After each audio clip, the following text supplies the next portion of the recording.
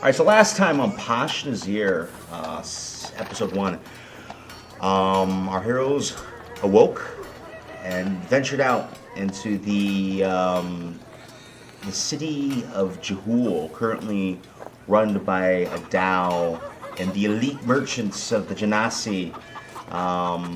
They awoke in the Al Fakir section of town. I wouldn't exactly call it a district. Basically, everyone's identified by class, and those class live in a particular area of the city. Our group of adventurers currently live amongst the Al Fakir, which is like the more squalid and poor type of town. While adventuring outwards on the way to the Adventurers Guild, they stumbled across various markets and decided to purchase some food. Well, one of our adventurers thought the food was delicious. The others grew a bit ill from digesting the various fruits, vegetables, and meats provided by the Alpha Care.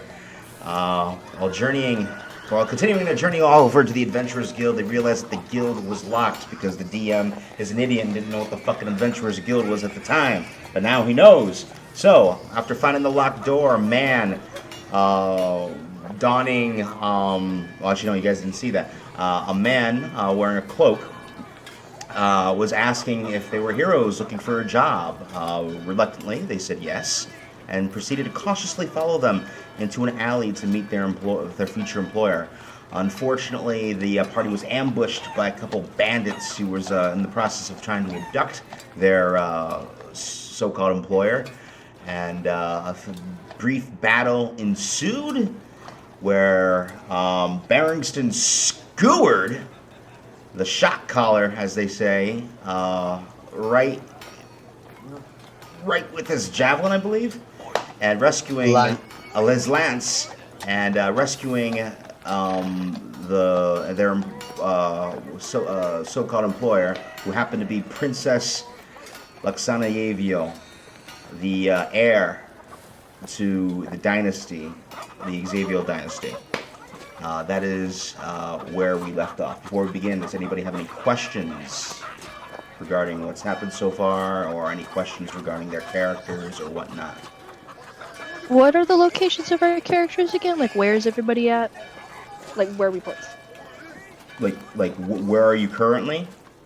Yeah, like, what are our characters' placements? Like, who's, like, per se, like, if the princess is facing us, who's, like, the closest facing her? Well, I will say this. We're actually going to begin our session at just at a different location. Okay. Okay. Any other questions? Yeah. No? No? Yeah. No? Okay. So. Adjacent to the crumbling grandeur of the ruined manor, a small abode stands. Weathered and worn by the passage of time, its intricate geometric patterns and vibrant tilework are now faded, and a sense of quiet neglect hangs over this once grand structure. The once flat, sturdy roof now bears a gaping hole, recent addition caused by Barringston's head crashing through as he awoke earlier today. The building's low arches and slender columns, adorned with delicate arabesque. I can never say this word. I don't know why I typed it, but I can never say this word. The building's low arches and slender columns, adorned with delicate arabesques, are chipped and eroded, their former elegance dimmed but still discernible. Inside the space is dim and cool, a stark contrast to the sun's harsh glare outside. The walls lined with intricate but now crumbling mosaics tell a story of a vibrant past filled with valor and chivalry. A small central courtyard, which was once a lush oasis, now houses a dry and cracked fountain. The intricate stone carvings of the fountain, though worn, still hint at artistic mastery that created them.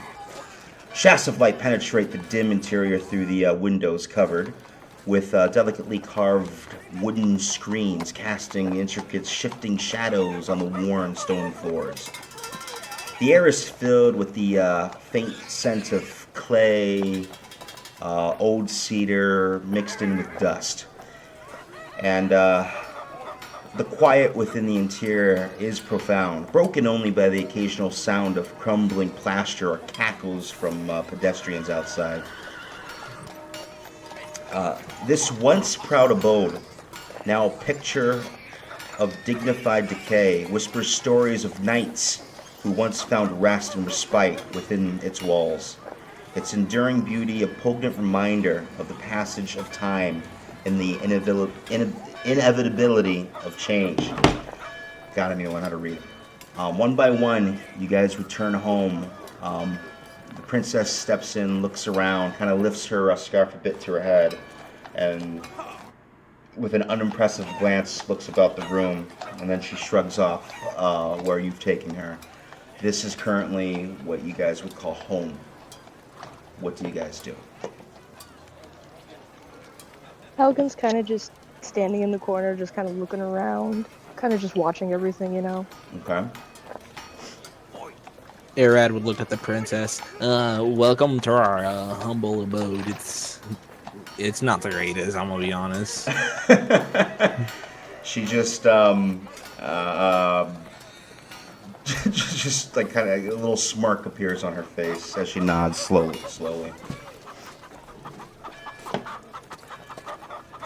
Well, princess, I don't mean to be rude, but what are you doing in these parts? Why were they trying to take you? Why aren't you back home? She looks at the dragonborn and says that because I suck at doing women's voices, especially young teenage voices. She basically tells you that she can't talk much about her mission, but she just suspects that they discovered who she was and thought they could ransom her off. Jack's gonna pipe up and say, then is there any way we can assist? Actually, I do require a group of adventurers to help me find a particular item I've been searching for. I've tracked it to Jehul, but need to find an old friend here in order to find its location. Does his old friend have a name? She looks at all of you in a somewhat distrusting manner, and she just nods quietly, not revealing the name. I don't know if this will do anything, but I reveal my holy symbol, and I'd say, do not worry, I'm of the trusted kind. Roll either, depending if you're being honest or truth. Roll either a persuasion or deception. Persuasion or deception? Yeah, depending if you're being honest or not. If you're lying, roll deception. If you're being honest, roll persuasion. Gotcha. Let me actually look at her stats. I think I made her stats, actually. Oh, I didn't finish. Rolling. God, I hope you guys got don't attack 18. the princess because I completely did not finish her stats. Shit. Oh God. That would totally throw So a what you're telling wrench. me is we need to do No. The heavens will come down and break the game to kill you if you try. Okay. What did you roll? I got an 18. You got an 18. Okay. So, yeah, that passes. So she says, I'm looking for a man named Danson. Short, Danson? stout fellow. Easily identifiable. Long, great white beard.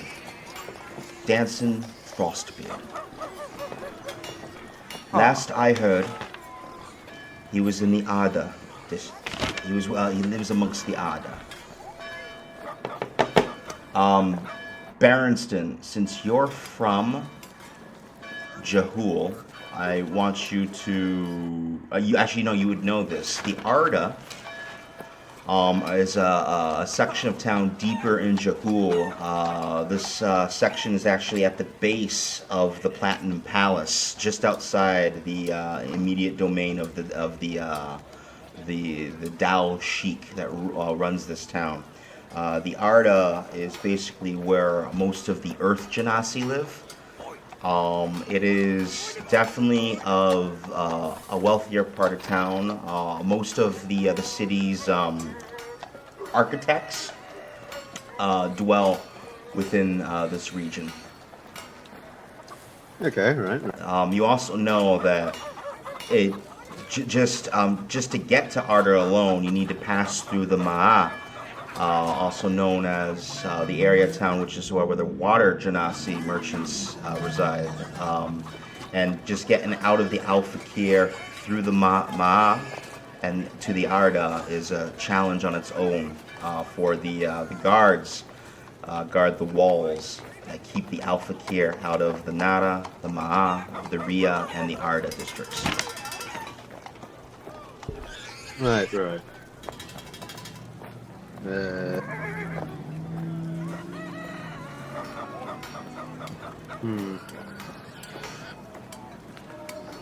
This doesn't necessarily sound like a very safe place if you're trying to hide.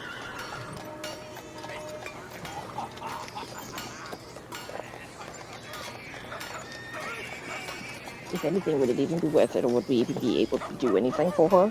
Okay, I need to raise your volume because I can hardly hear you. Hold on. Let me raise you to max. All right.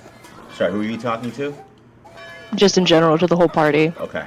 My character's just kind of speaking it from the corner in general. Okay. She looks at you all and she says, "Will you help me find him?" Well, of course, anything for the princess. I am a man of my honor. I'm stuck wherever Jack goes.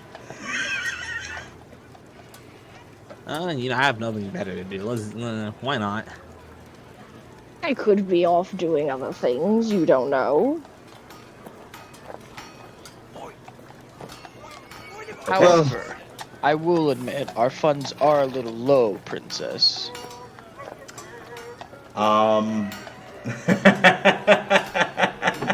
roll a persuasion check for me.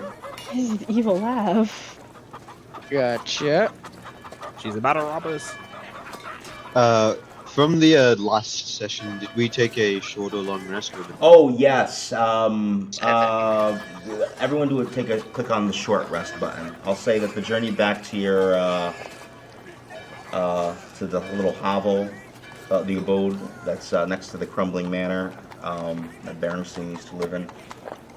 We'll say that everyone took a short rest. What was your persuasion roll? It was a 7. She kind of like rolls her eyes a bit. And she says, "Don't worry, good sir. I'll pay you once we find the fellow that I'm looking for." Understood. And she looks at the party and goes, "So, what do I call you lot?" I don't think we ever came up with a name. I like the idea of reforming the Iron Order. The Iron Water. The the Iron Order. Oh, order. Sorry. I mean, is there really much order to us? I mean, the Iron Order wasn't about being orderly. It was about bringing peace and a better world for all.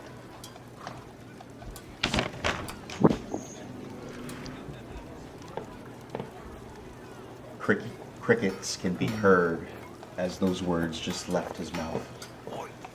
Well, I mean, if we don't have any other names, I don't see why not. Why not? Helgen just snorts. The Iron Order it is. All right, please lead the way. All right, I just want to double check this. I'm not the one who's been taking notes, right? The guy we're looking for is what? Danson Frostbeard. Danson Frostbeard, and we're looking where? The she Arga? mentioned roll from memory. I'm kidding. She it says that Danson Frostbeard lives deeper in Jehul amongst the Arda. So this city, it's not like your traditional city where there's like districts or whatnot. It's just like groups of people that are identified with their living conditions and how they live. Like you're amongst the Al Fakir, okay? It's technically the district is known as Al Fakir, but they don't really call it a district. It's just we are Al Fakir, you know? You're in Al Fakir. You're amongst the Al Fakir. And when you go deeper in, there's like different types of, I guess you could call them like factions or districts or whatnot. So you got the Nara, the Ma'a, the Riya, and the Arda. And Danson Frostburn was she claims, was last seen amongst the Arda, which is deeper into the city of Jehul, towards the base of the Platinum Palace. And would you say we all know that, or would it just Berenstain be... knows that. If he chooses to share all that with you, that's up to him. If not, we would just follow him then, huh? Pretty much. You have a Follow Yeah. the leader. Yep. I like that Following the idea. leader. Okay, so where do you guys wish to proceed to? We should Wherever probably parents just be moving, just get there, you know, just Okay, so start moving towards where they are. so you wish to head deeper into Jehul? Hold on. R- One question real fast. Yeah. Is the princess with us? No, she stays behind in the hovel, waiting for your return. Okay. Unless Then you if want. she's with us- I mean, actually, it depends on you guys. She's waiting for your direction. It'd probably be best if she stayed. If she almost got kidnapped once, she should probably stay in the shadows or away from them. I don't know. She probably be If some random group finds her there, it might be bad. True. Would it be best to take her with us? Would we be able to her guards? We could maybe find some kind of safe lodging for her wherever we go. It could be possible. Or wait, what what's? Well, Wait. I have something I could do if she wants to come with us. I have Jeez. something I could offer, but first you go first. Oh well, first let me ask the DM. Disguise self. Would I be able to do that on another person or just on myself? Well, let's look at your character real quick. Because it says self, but I was just curious if I like touch another person and if I use my magics to change them, if it would work. I'm loading up your character sheet right now. Let's look at your spells. Okay, is this a cantrip? No, it's a level no. 1 spell. Yeah. Let's see, disguise self. You make yourself, including your clothing, armor, weapons, and other belongings on your person, look different until the spell ends or until you use your action to dismiss it. Okay. Yeah, it looks like disguise self only works on yourself. Well, there goes my idea. Oof. Well, here I have an idea. Okay. Hold on, let me pull up my character sheet real fast. Let's see. I believe in. Okay, I'm gonna bring up your While character I'm sheet looking now. this up, what? This is gonna sound a little inappropriate, but what is she wearing? Like, are they like fancy clothes or are they? Well, she actually has attire that is native to Jehul. She has the what do you call that? What do you call that Arabic hood? Like Jihab? Yeah, yes, she has one of those. It's in a very cream-like color, which is actually quite common. Let me bring up that Hero Forge real quick because I totally made her character. Bear with me. I don't know if you guys got the stream up or not, but If I could, I would, but I can't. It'd be too much for my no phone. worries. I'll describe it for those of you who can see.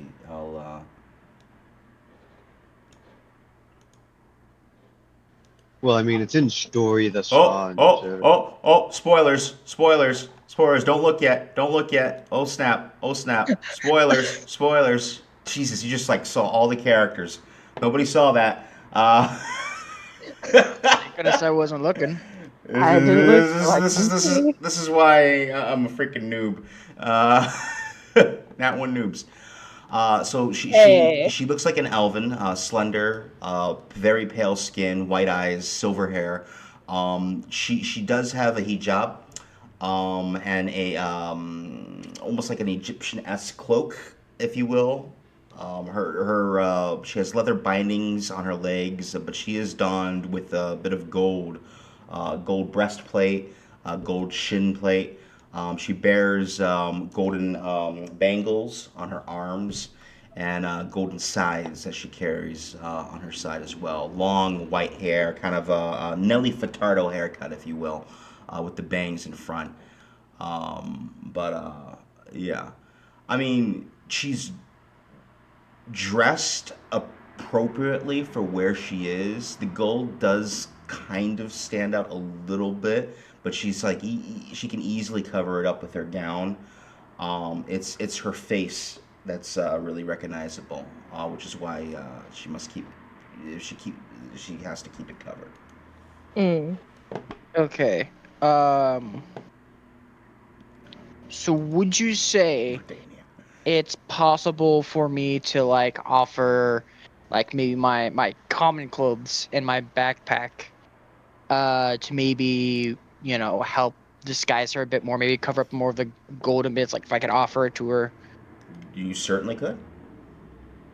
Okay, so I offer my common clothes and say, here, princess, use this as best as you can. Although I understand your clothes are appropriate for the area, uh, it might be better to hide the shinier bits. Doesn't she be Yeah, nude? I agree with him, because if those people found you the way you were dressed now, they could have told others. So they might be keeping an eye out for you if you decide to come with us or if you stay here. And I'm gonna go into my backpack and I'm gonna pull out this beautiful like green cloak. If you want to put on those clothes and put on this, and I want to give her my cloak of elven kind. This basically just gives her advantage on stealth checks. Oh, okay. So go ahead and remove that from your inventory, and I will mark down that the princess now has the cloak. Oh, damn! I just broke that. The princess has the cloak of elven kind. The child's going to die of overheating. She lives And here. She'll be fine. You're putting your clothes and then a cloak on her, on top of her clothes. The princess goes, She knows how to wear them well. well, I'm not gonna wear all of them at the same time. All right. Well, I mean, someone would definitely think she's crazy. yeah, she chuckles a bit and thanks you both for your kindness. DM. Yes. As I am large, I'm able to be mounted by medium creatures, but I need to ask, can I be mounted by multiple riders as long as it's below my carry capacity? That is a question. Hold on. It'd probably be best if you just carried the princess, yeah. Hold on. Hold on. Just hold on. Yeah, I'm not sure if it states it in Raw. I'm holding the phone. That is a question. Hold on. I'm holding my phone. Oh, my Twitter post is popping off. Uh,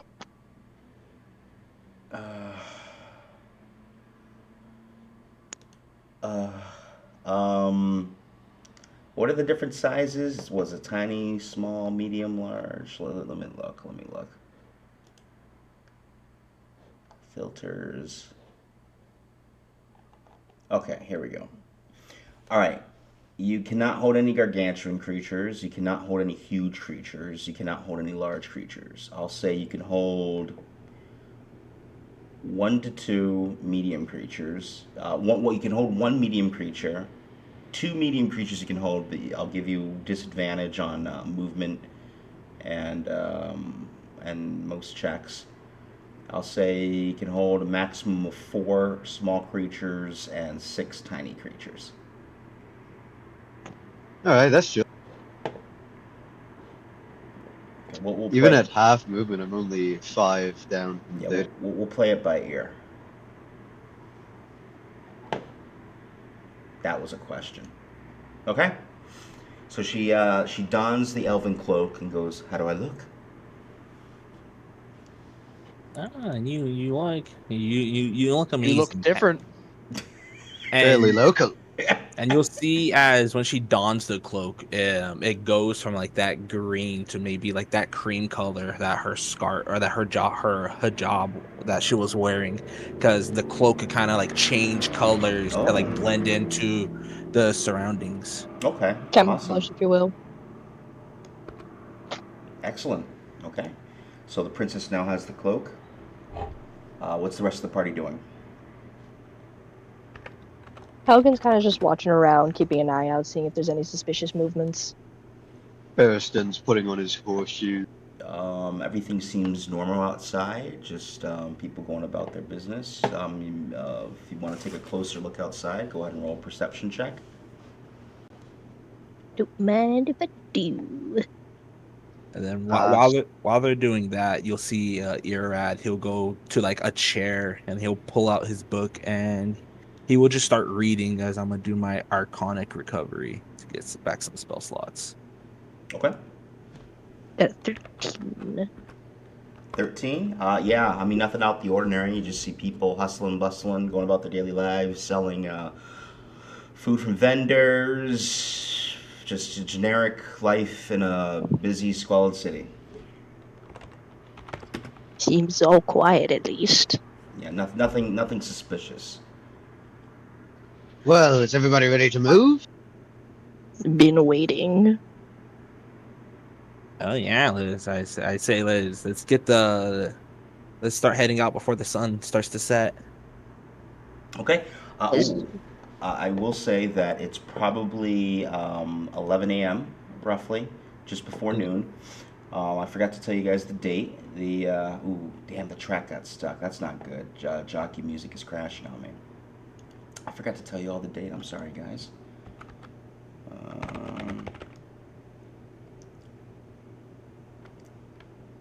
Fantasy calendar. Bear with me. Bear with me. Oh, I'm such a noob. Log in. henceforth the name.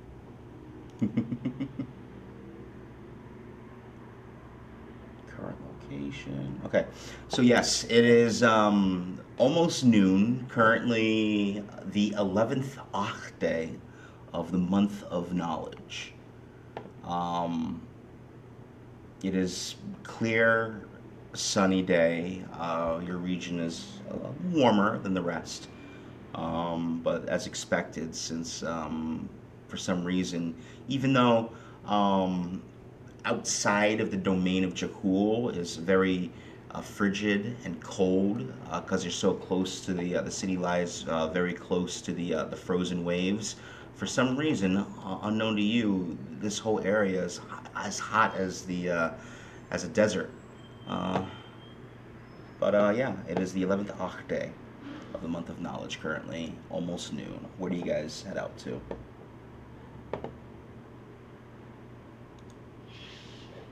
I mean, we're heading deeper into Jehul. All right. Let me bring something up real quick. I'll be carrying the princess if she wants. Okay, so the princess is not staying behind. She's coming with you. Yeah, I think it's the better idea. Gotcha. Okay. Let me just. Why did I imagine when you coughed, it's like as if your character just ran into a fly while we're walking? I don't know why. I unironically have different horse gates gifts saved for this character. That's actually pretty cool. Yeah, well, I misspoke and I'm bad at English words, so I'm gonna rephrase. I have different horse walking cycles dependent on their like walking speed saved. Mm. Let me just find those. That's pretty smart though.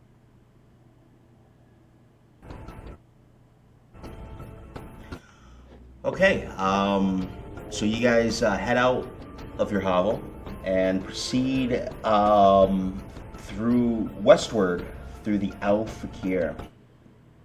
I'll say that you guys are walking for like a good 5 minutes, passing various stalls, vendors trying to sell you various goods. Of course, the edible goods you guys now know better and do not proceed to them any notice.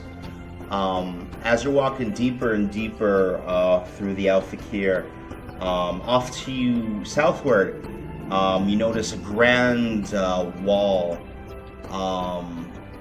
that seems to be blocking off the Al Fakir to the right. You see guards posted at various entrances, various gates along the side of this wall.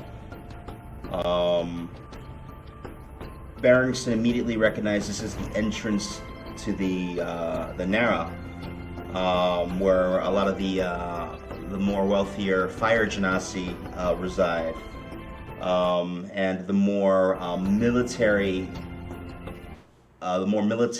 residents of the city. He knows that in order to get to the Arda, you need to head further west through Ma'a, through the Ma'a in order to get to Arda. But as you glance over to the wall where the guards stand, where do you guys wish to proceed westward, or do you guys wish to alter route? What do you guys wish to do? I mean, definitely just keep going west. We have a mission here. Okay. I mean, And hold the on. princess is with us. We shouldn't really worry. Okay. I'm just gonna roll a perception check on my end real quick.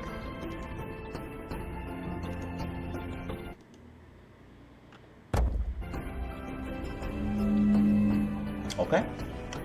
Alright, so you guys continue through the Al Fakir past the Nara without any issues. No one seems to really pay extra notice. Even though a centaur, particularly, is a rare sight, you've been here so long that everyone is pretty much familiar and knows who you are. You guys, another wall, similar to the one approaches ahead of you, and the gate does bear a unique symbol on it. This is the symbol of the Ma'a, and you guys do approach the gate. Various Al Fakir do try to proceed to the gate, but the guards push them off. You do see one merchant kind of whipping two of his servants who are carrying various goods, and they seem to be able to get into the Ma'a without any interference from the guards. I'll say that the guarded entrance is probably about 30 feet from you guys. What do you guys wish to do? Do you think they're just gonna let us walk right in, or should we try to go around? Might be best if we go to this one. Barrington, you would get the sense that there is no going around. The way that it's while facing eastward, I apologize, I'm getting my directions mixed up. While facing eastward, this great wall completely blocks the Ma'a off from the Al Fakir. Southward, another wall that kind of forms an L blocks the Al Fakir off from the Nara. To the north is high cliffs that are just unscalable. On top of those cliffs is the Ria district where the Air Genasi reside. And westward is back towards the Al Fakir and the entrance of Jehul. I get the feeling we should not annoy any officials and just see if we can do this more normally. And Well, I'll drop the. I have. Go on. Sorry, go on. No, you're going. I was wondering if maybe I could roll like a perception check to see if like is it like common traffic going through, or is it like only certain people are let in? I mean, yeah, go ahead, roll perception check for me. Gotcha. Just because I think I might roll one. Two. Yes. I don't see any problem with this whatsoever. You can't distinguish what type of people are going in. You do see that you do see some people going in and out with ease, and others are being prevented. But you can't distinguish why. Does the 8 give me more detail? An 8? No, it doesn't.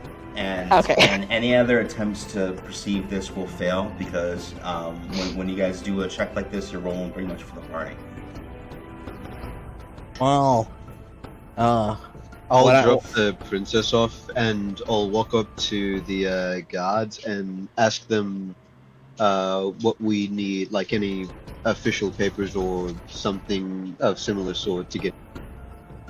What languages do you speak? Common, Dalekir, and Undercommon. What was that second one? Hold on, let me look that up.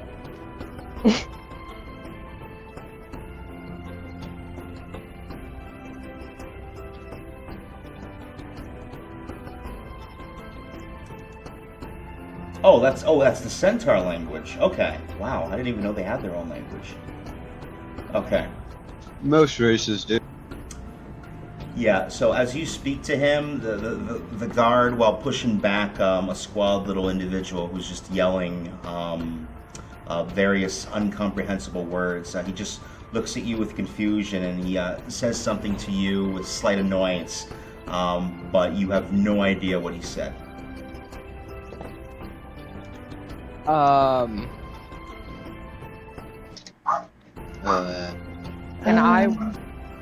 Can I relate this whatsoever to maybe another language, like maybe like Celestial or something? What languages do you speak? I speak Common and Celestial. It's not Celestial. Okay. Hold on, let me see if I can see my languages. Hold up. Yeah, let me actually make sure I'm doing this right. Let me just 1 sec.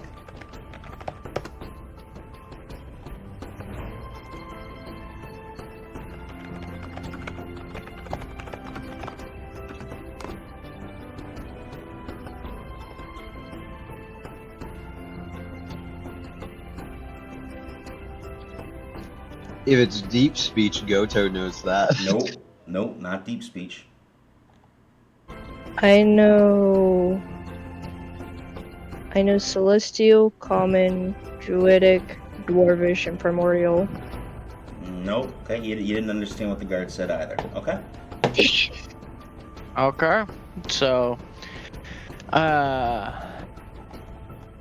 I guess the best thing for us to do now is just walk and see if we get stopped. Okay, what's the marching order? I'll take point. I'll stay rear. Okay, so it is. Let me just get my character sheets up. Okay, so it's Jack taking point. Should probably be the princess on the centaur. Helgen taking rear. Princess on centaur. Who's between Jack and Helgen? I'll be second last. Second to last, that's Arad. Godo just disappeared. We lost him on the way back to the hovel. Berenstain is second, with Princess on back. Okay, so Jack, you proceed to let me look at you. Okay, you're human paladin more. Okay, you proceed ahead through the gates. Correct? Yep. Okay, as you walk up, the guards see you, they nod, and they let you through. Wow, that was I think we overthought that. that Berenstain. was Hold on, they could be judging races. Berenstain.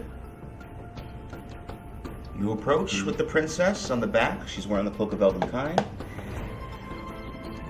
1 sec, I need a roll.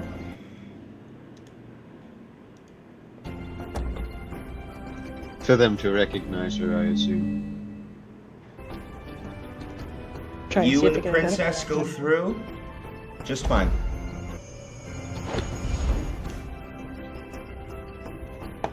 Arad. Uh-oh. I feel like I'm a bit booted.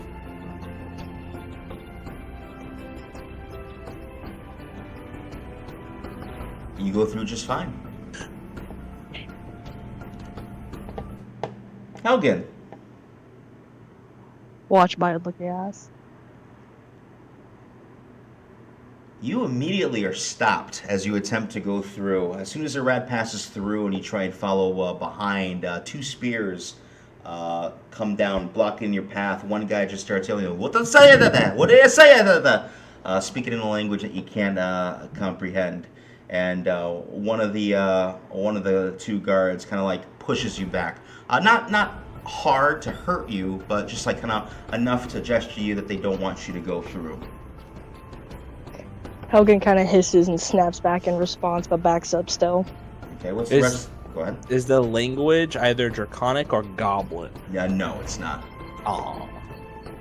Actually, this particular language is different from what the first guard was speaking. The first guard was clearly a water genasi. This other guard is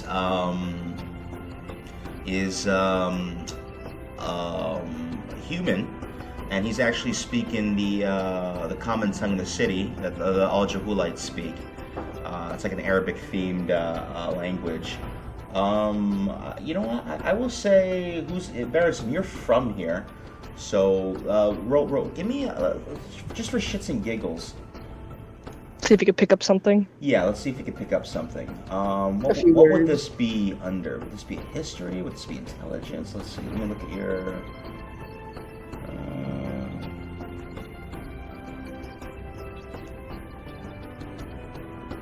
give me an insight check, will ya? Okie dokie.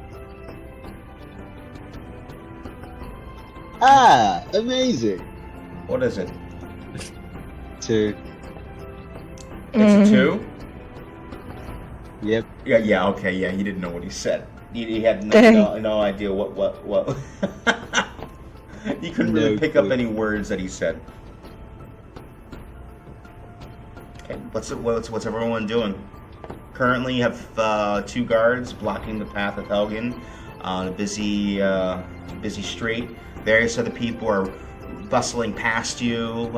One of the guards watching Helgen had to get pulled off and try and stop some other squalid-looking individual from entering the Ma'a. What's everyone doing? I'm going to go ahead. I'm going to walk up to the guards that are blocking her off, and I'm going to simply in a more of like authoritative tone, right? Say, "What is the meaning of this?" He looks at you bewildered, be like, you speak common. She looks like Elfakir. She does not belong in Ma'a. And yet she is with me.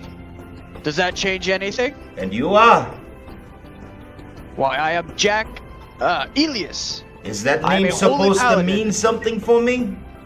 And yet this symbol should. I hold up my holy symbol once again in a idea of like, I am on a mission, I have a duty. Is she your servant or something? Why, yes. And she is protected under me. Roll a deception check. Helgen kind of still has his wait, ears bristling can in I annoyance. can I come up behind him and And with the banner of the Iron Order, like, can I use the help action? roll with advantage. Gotcha. You said deception? Yep. Because you're trying to convince him that she's like an indentured servant. Gotcha. Let's see. You should have said elder you were helping. Well, 18 plus 2. With advantage, you said? Yes. 21. dude, Wow. Nice. He says, I am sorry. I did not know Bunny Girl was with you. Go ahead. You can go. You can go. Go help you. Go with your master. Go with your master. I, sort of a joke, sort of turn towards Helgen and say, come along now. Helgen hisses in response, but still trudgingly comes along. Okay. And then then I go back to my, go back up to the front and take point. Okay. One moment.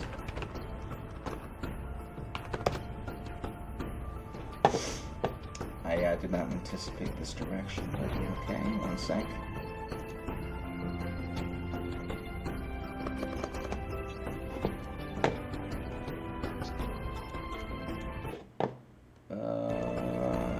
Can't find it. I can't find it. Sorry, I'm trying to find something, but you know what, let me look off my phone. I'm having issues with my browser. that's been a thing with like all of my DMs this week. I got like 20 things on my browser, 20 tabs right now, so it's just running a bit slow.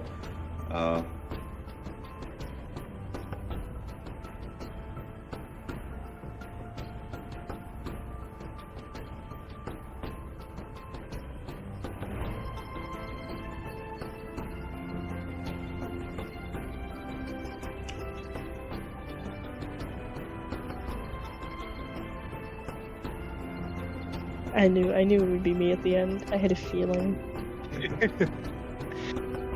I feel like, So, go I ahead. don't know.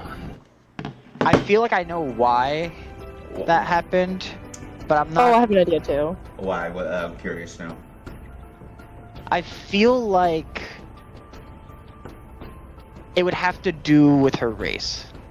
Not that, it's just also because my appearance itself, because when you literally see my character, you just see this hunched over figure that doesn't Bingo. even show her face.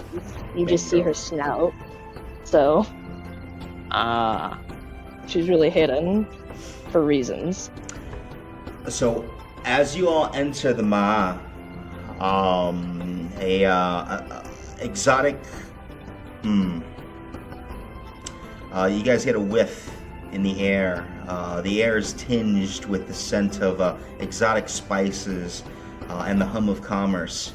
You get the sense that the Ma is more of a merchant based district. The goods are a lot more finer. It's like visibly night and day between the Al Fakir and the Ma. This is the area where the elite traders and affluent merchants reside. Golden sunlight filters through intricately carved wooden lattice windows, casting dappled patterns on the cobbled streets below. The buildings, a testament to architectural grandeur with their elegant facades adorned with vibrant mosaics and delicate arabesque designs. Each structure is a masterpiece with domed roofs and towering minarets that glimmer under the sun's embrace. The streets are bustling with activity as luxurious caravans laden with silk, spices, Precious gemstones pass on through. Wealthy traders clad in finely embroidered robes and adorned with jewels. People negotiate deals in hushed tones, their hands gesturing with practiced grace. The air is alive with the sounds of haggling and the clinking of gold coins, the lifeblood and of this thriving part of Jehul.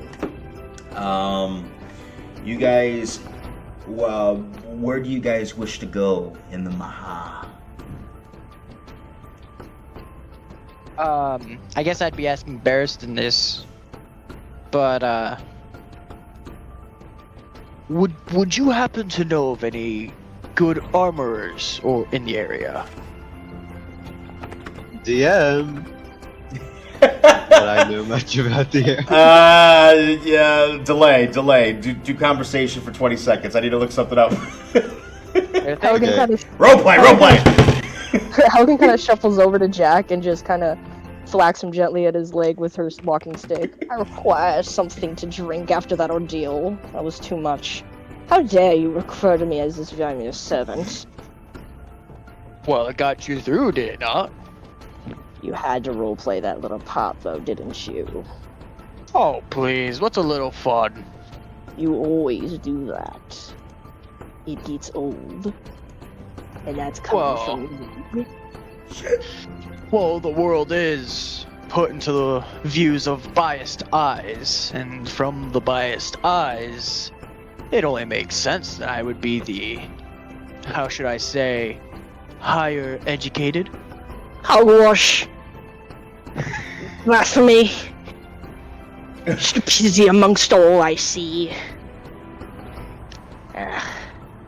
Again, I require a drink. You dare to insult me with that.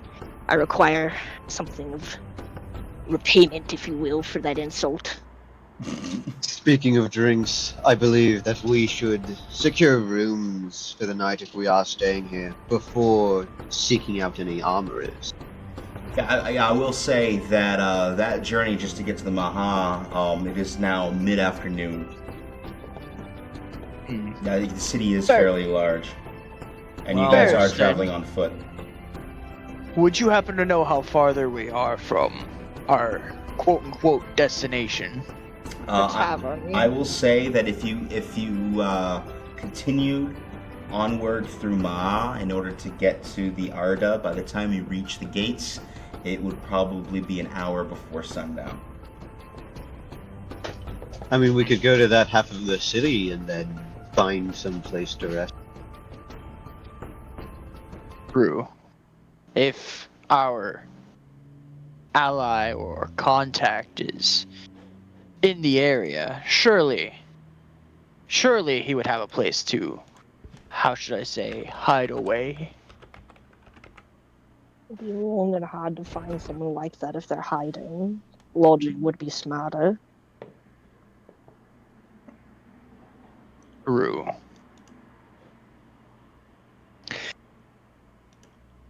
So what is the party going to do? I mean, if anybody's attest to it, I'd say we have two options. We could either stay in this district, shop around a bit, maybe find a place to stay, or we could continue the journey and find a place to stay then. Well, I think we should stay here because the last part of town didn't really have any shops or anything. Here we could see if we can find something and then prepare ourselves for the next day. It'd be unwise to travel further at night. Unsafe. So I say maybe we try to find like a tavern or like an inn that we could stay at for the night, and then we could just go on our shopping spree. Agreed. Is fair. Now here's the other question. Who will be paying? And when someone was just speaking some sense. Well, depending on how much it is, I could cover for the inn. I do have 129 gold. Sounds like a plan. Hogan huffs and kind of stomps her foot a little bit and points her walking stick up at our contact. You there. You must have something on you to help. If you're wishing for us to help you in finding your contact, you must help us find some rest and lodging for us to be energized to help you. She smiles and she says that she'll cover the room and board. Hmm. If I may be so rude, Princess, how much do you actually have on your person? Uh, she doesn't reply. Oh, Get I it? mean, I fair. get it.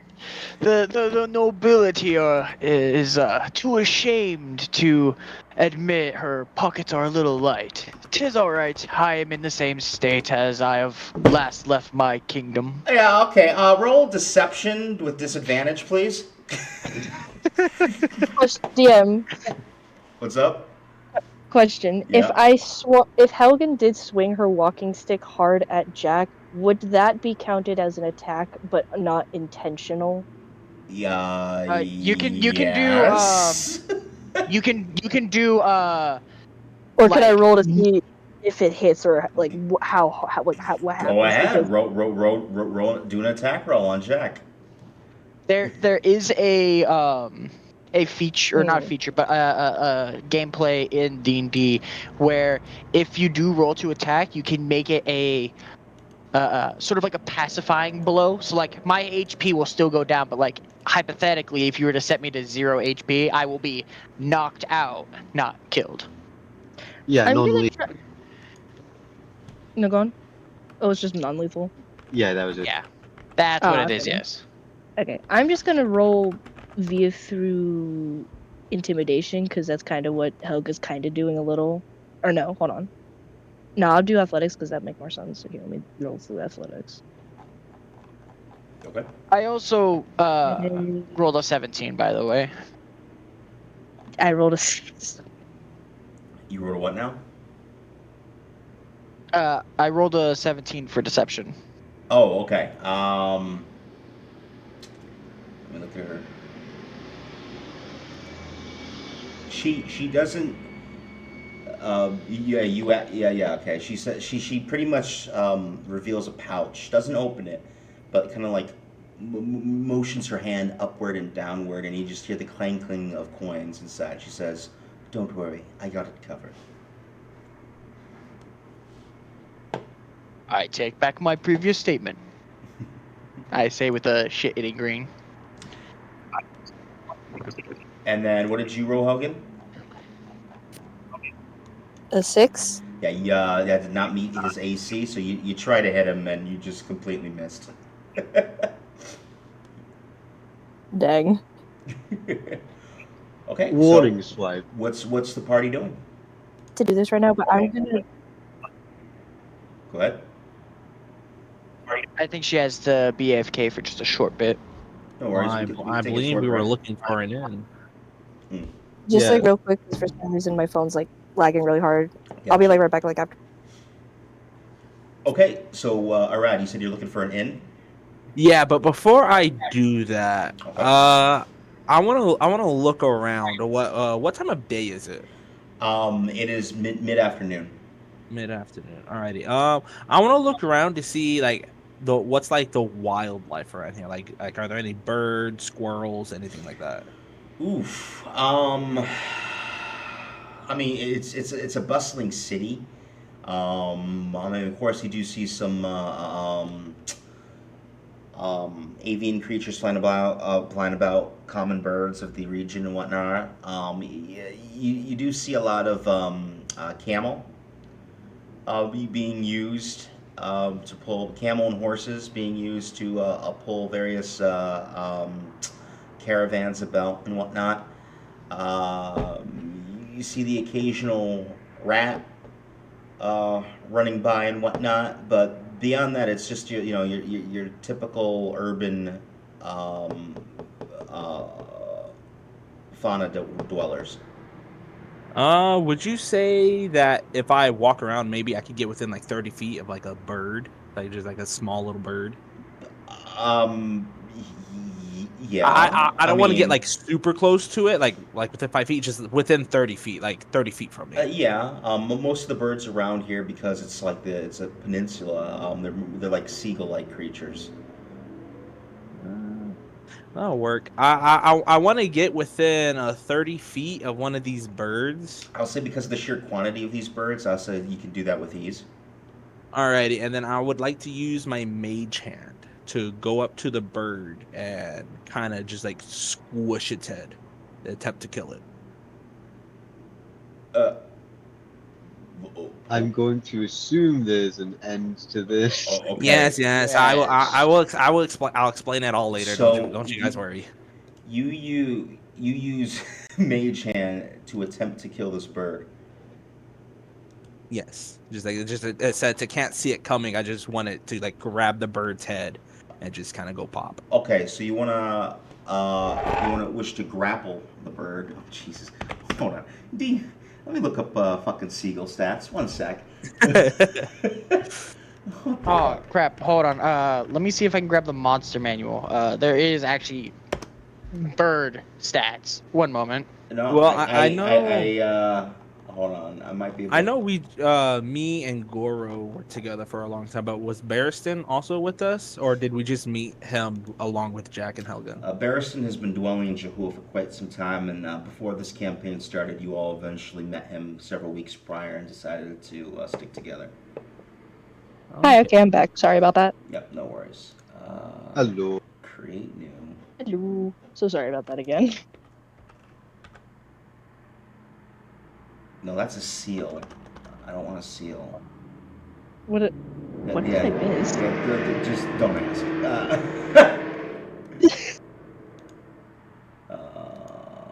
Let's do environment.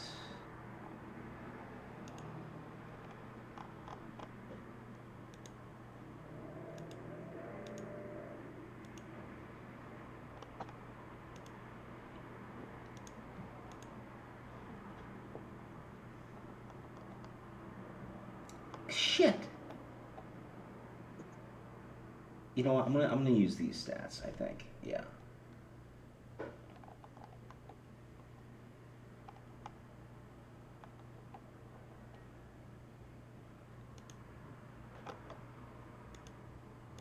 Yeah.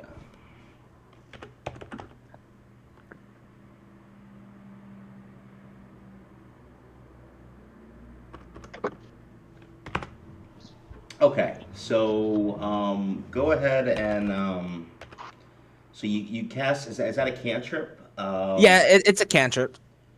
Okay. Um, uh, Mage Hand should have stats, correct? It doesn't have a hit slash DC, but I'm just attempting to like close it real hard.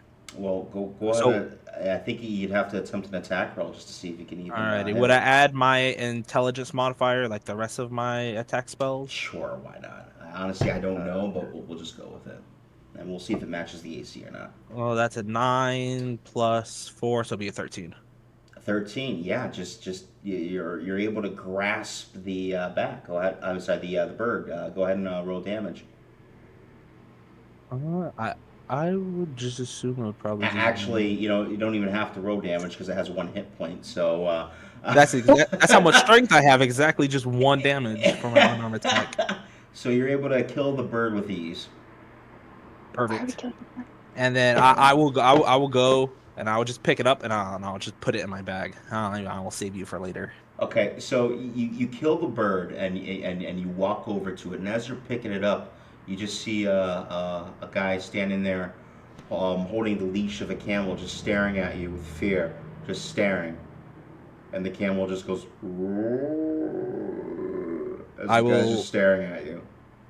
I'll just smile and be like, "Oh, it was diseased. I had to kill it," and I'll just pick it up. Yeah, he kind of just slowly, awkwardly backs up, kind of like the Homer Simpson meme when he just goes into the bushes and just goes about his day. All right, and I go back to the group. Yeah, Jack, Helga, this might be. I know we recently just met, so when night comes, I'll explain what I need this bird for. Aw. Helgen just keeps staring at you with wide eyes, like from the normal pinpoint of a cat eyes. Now they're just wide, staring at you. Oh. Friend, I think you've, quite, and a lack of better term, pissed her off. Not pissed off. It's like it's not. It's okay. You know how like when cats see something and their eyes just widen, like their pupils, I should say. Yes. Yeah, like they widen in excitement. That's the look that she's giving, not of anger. Well, if I could give you just a little brief one, I need this for a spell. She huffs in annoyance. And anyways, let's go find our inn. Yes, quite. Okay. Uh, Uh, go ahead and how do you attempt to actually go ahead and roll a how do I do searching? That's a good question. Would ever be rolling I mean, yeah, I feel like it would just be like, but just kind of like rolling perception. Yeah, go ahead. Yeah, go ahead and roll a perception check to see if you guys can find an inn. Ba-da-bum-bum. 11. 19. I got Takes about an hour through the bustling city, but you do eventually find an establishment. Actually, buildings connected to what seems to be a bit of a vendor for selling slaves adjacent to it. But you do find an inn. The name of the inn is Funduk. Funduk's Tavern. And yeah, you walk in, and similar architecture to the hut that you were in, but definitely well more put together. It's not the intricate designs, the mosaic architecture, mosaic patterns on the walls are not faded. The floors are not crumbled. It actually has a roof domed. Quite very. I wouldn't say luxurious, but it's actually quite beautiful for people who don't frequent Jehul that much.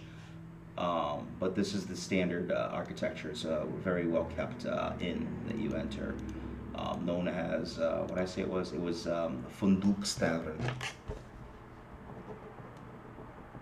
I would like to make a quick note of that trader you mentioned. What can I get off of just from like passing by, or did we pass by it to get to the inn?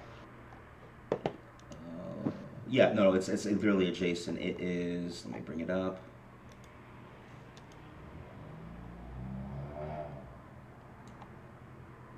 Yeah, it's an adjacent building, kind of like open-faced windows, uh, like uh,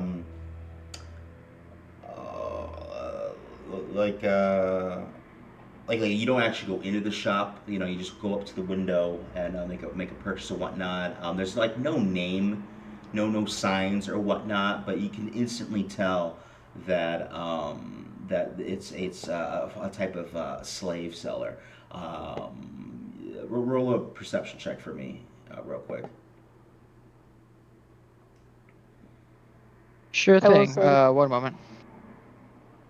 I will say, just because of Helgen seeing that stand, you see her kind of almost bristle very badly and kind of back away from it as if she's just Mm. not fearful or terrified, but she's just very discomforted by seeing it. Mm-hmm. You said perception, right? Yes, please. Gotcha. 7. Could I take my passive instead of that, or is it too late? What's your passive? My passive perception is 11. Oh, okay, yeah. Yeah, you do notice the guy shouting in a language that you can't comprehend, trying to find purchasers. You notice a couple shackled individuals within the booth. Excuse me. Um, you see a gnoll a small knoll with mahogany hair and green eyes. The eye has a bit of a nervous twitch about it. You can tell that it kind of actually looks a little hostile. You see a draconid adult. Hair's brown amber eyes. That's just sitting there, shackled and whistling a little tune. Neither pleasant nor sober. You see looks like a young elf. Hair is dark blonde, also with amber eyes, with a very unapproachable expression on his face. And you actually see what appears to be you're not quite sure, but you think it might be like a zombie looking, like it definitely looks like the skin is decaying or whatnot. Its eyes are kind of opaque, and it just it's just from first glance you think it looks like it's like a dead person brought back to life. It's insane. Okay. And they're just all on display. Is there like Yes, they're all on display, like almost like the Red District in Netherlands. They're just standing there up on display, shackled, while the vendor tries to sell them off. is it possible And to this get a is description of the vendor or very, very, very chubby, hardy fella.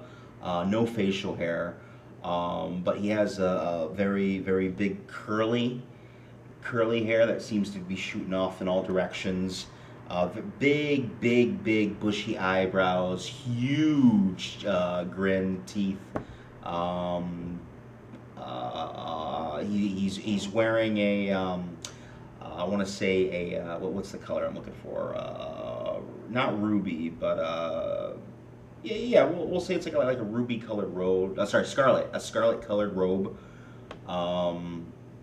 with blue sandals. The sandals seem to be decorated with various intricate gemstones. Gotcha. I'm going to turn to the party. Or do I see the inn? Or like It's is the literally party at right the inn? next to it. Like if you go to the front door of Van Duke's Tavern, you take like 10 steps to the north, and it's right next to each other. Okay. I'm going to turn to the party and I'm going to simply say, Let you, me, sorry, let me put it this way. It's as far away as Spitz is, if you catch my drift. okay. Inside joke. I'm going to go ahead and turn to the party and I'm going to simply just say like, you guys secure us a room. I'm going to do some business real fast. As I How's it start circulating making you? my way over there. Okay, you make your way over there. I'm gonna walk up to the vendor and I'm going to say, nothing too crazy. I'm just gonna walk up and say, good sir, I just want to know, do you happen to have business hours, or do you know how long your stand is up for? The stand is up to end of day. Here, Till end of day? have this one. He is draconic. They call him Lungo. Hair as brown as tree bark. Eyes as bright as dragon fire. 50 gold? I'm sorry, friend. I'm a little light on coin. I will admit, but I No will problem, go no ahead and problem. come For you, back my another friend, for time. you, my friend. No, my friend. 40 gold for you. 40? 40 gold? I'm sorry. I have some business to attend to. I just wish to know when your business is available. End of day, end of day. Slaves, get Gotcha. your slaves. And then I quickly reunite with the party. Okay. All right, so you guys head inside the tavern. I mean, it's not full, but it's not empty. It's modestly filled. Now, it's not like your traditional tavern when you have stools up against a bar. Basically, there's like little partitions placed up against the wall, and there's various ornate pillows that surround a table that's probably knee high if standing. You get the sense everyone sits and huddles around these tables. In the middle is like a hookah on each table. Various shishas on display for use for each of the patrons, and a gnomish waitress, if you will, seems to go to each station, taking orders and providing services for those who are hungry or thirsty or whatnot. So there's like no actual like bar really. Like it's like a different type of bar. They kind of come to you and and everyone sits down on these pillows and whatnot. If that makes sense. Okay.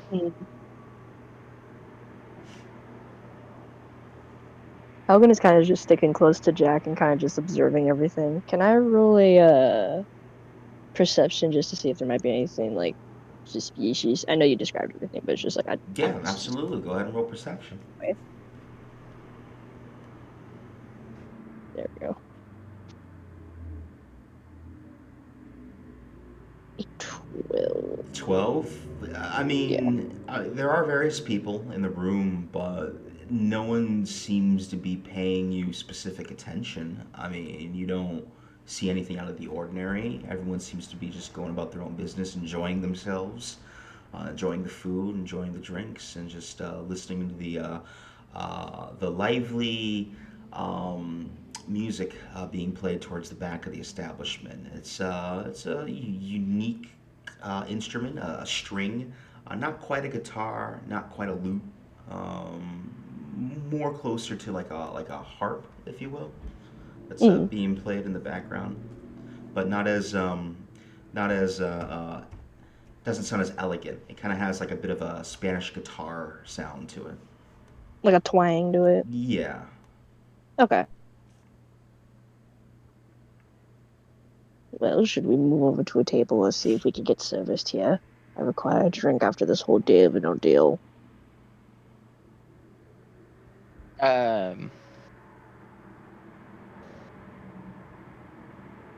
Just realized our party, or at least the chat, got really light. Is everybody here? I stopped playing the music. Yeah. Was it? All right. I was just wondering if everybody was still here because I just noticed how quiet it was.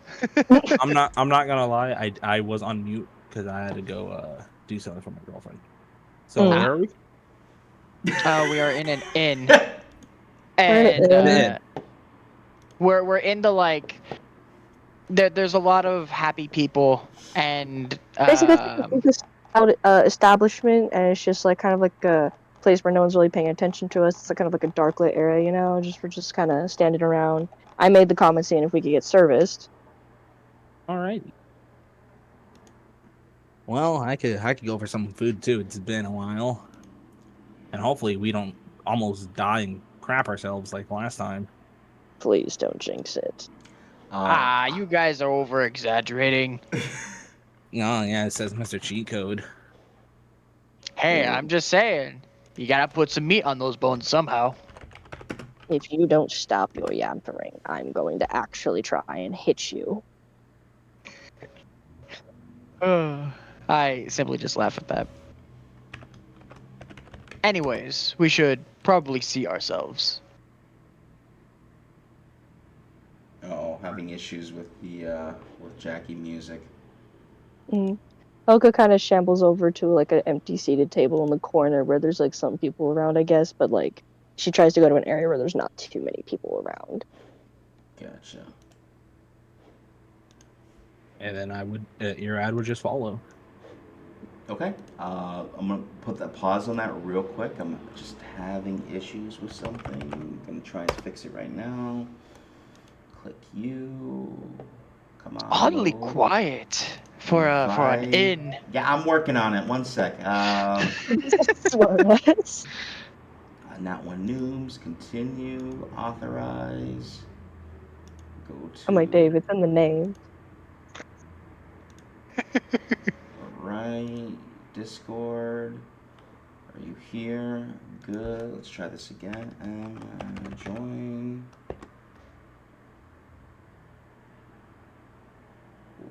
Why aren't you joining? Basically saying no. Why isn't it joining? It refuses. He's on his mandatory 30-minute break. He's on my mandatory 30 minutes. There ain't no breaks around here. Did I type it right? Let me try main chat. But there are mandates. Mandate. Join. You know, they do say that since the AI is taking our jobs, they do say it's Oh probably my they God. they have a union already. Maybe if I message him directly. 5 Join. Bitcoin an hour. Let me message the dude again. Every 30 minutes they get paid 1 gigabyte of memory. Can I click So and they can drag? remember. Okay, well this ain't working. That's pissing me off. I can't play ambient music and freaking noob, man. Like why? Why won't you join? It was working just fine, and now all of a sudden it's like, fuck you. I don't feel like working today. I put my 2 weeks in, but early. His shift's over. Try leave. Now join. Well, fuck you then. All right, so no more. Shit, those fucking bots. All right, so you all sit down. You said. Yes. Yeah, we all take a seat at a table. Okay, Little quiet corner table I'm too. just gonna play something for Twitch then. I'm sorry, guys. No, you're fine. We know who the favorite child is now.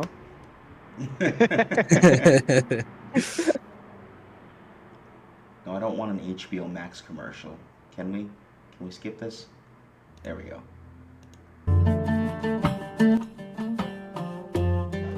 Okay. Fuck your ass.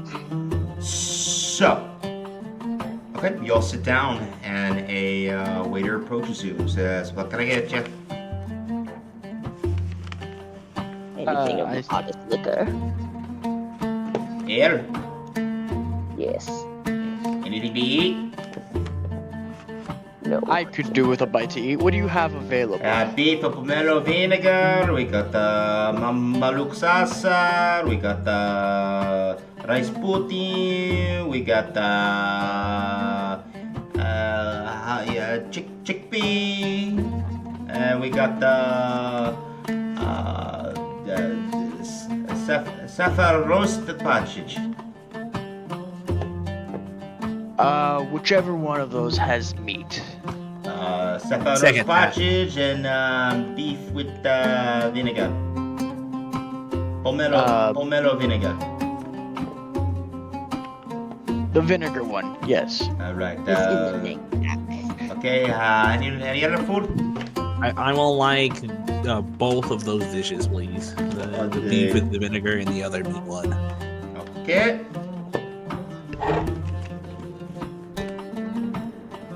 Just mark what you're getting. Okay.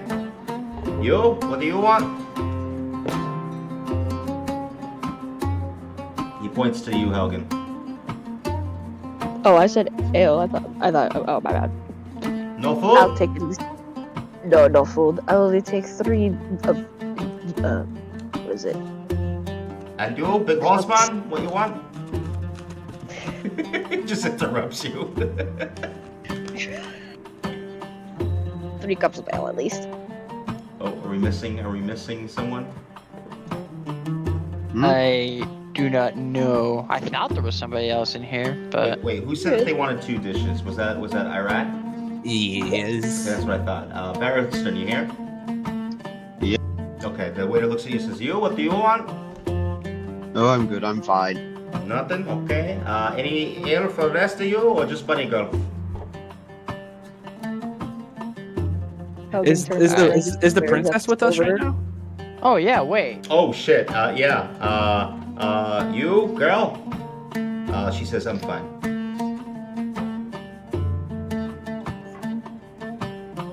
You horseman? You want food, drink, anything? Okay, he's quiet one. He doesn't want nothing. Okay. Be right back. Alright, so waiter goes away, about 2 minutes pass, comes back, provides you all with the dishes, with the ale that was requested by Helgen. He provides a piece of parchment to you all, inked, and has a total on it. The total is, look it up.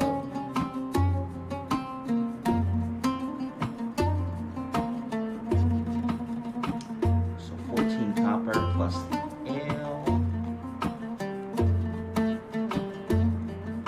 So 19 copper altogether.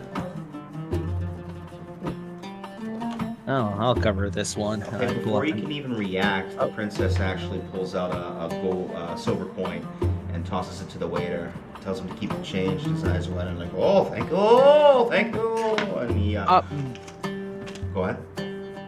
I was gonna say, or I'm assuming as I see the waiter go by, I was to say, didn't we need a room as well?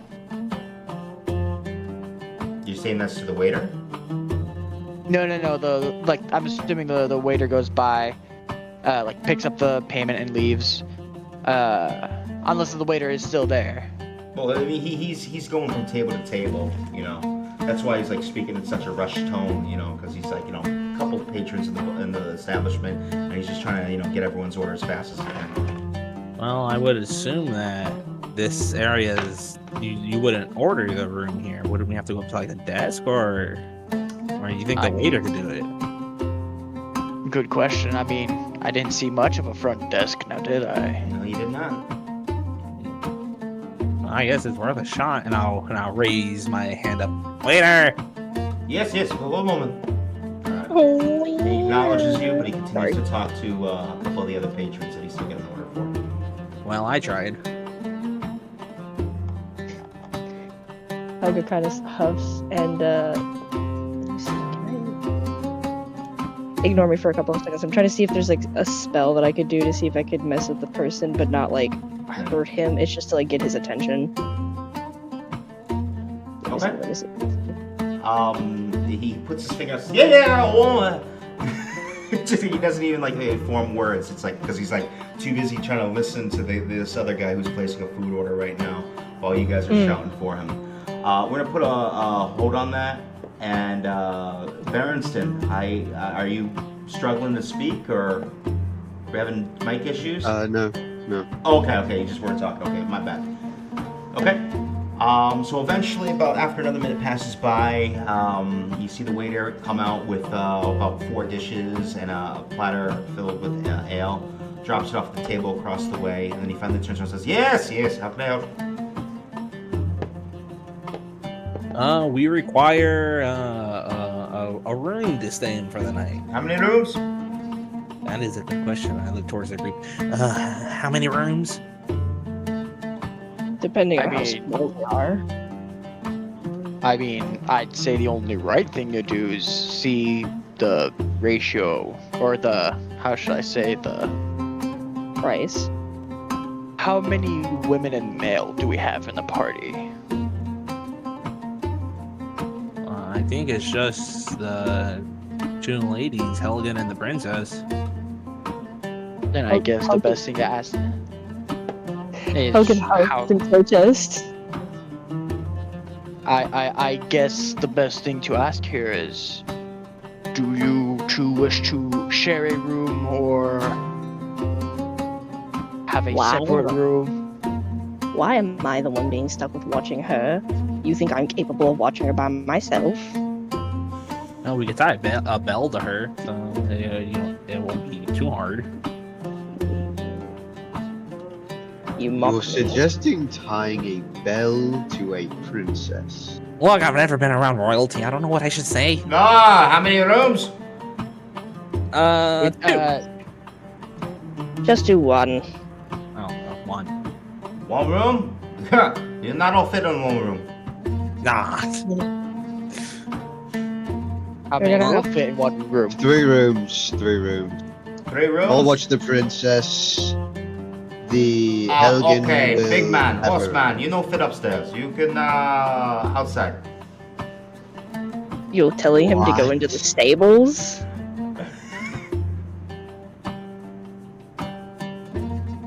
Ooh. I'll bring you. I'll bring you a blanket. No, we can work this out. Well, So- are you saying that there's other rooms outside that are accommodating to our friend, or is No, it room horses? too small for Santa. You have no Then- bigger rooms? Then let me ask. We, as paying good customers, come to your humble abode, ask for a meal, decent meal at that, and yet you can't even accommodate a room for all of us. Oh, Even those with I can accommodate smaller people, but no Santa big. Do you happen to know if there's an inn around here that will accommodate our bigger friend? No. or perhaps you have spare blankets for our friend then. Yeah. Then I More think room we or can not? arrange for that. Well, then I guess 2 rooms. Helgen will be alone. The other 2 will watch the princess. And I will humiliatingly be All right, outside. Todd Silva.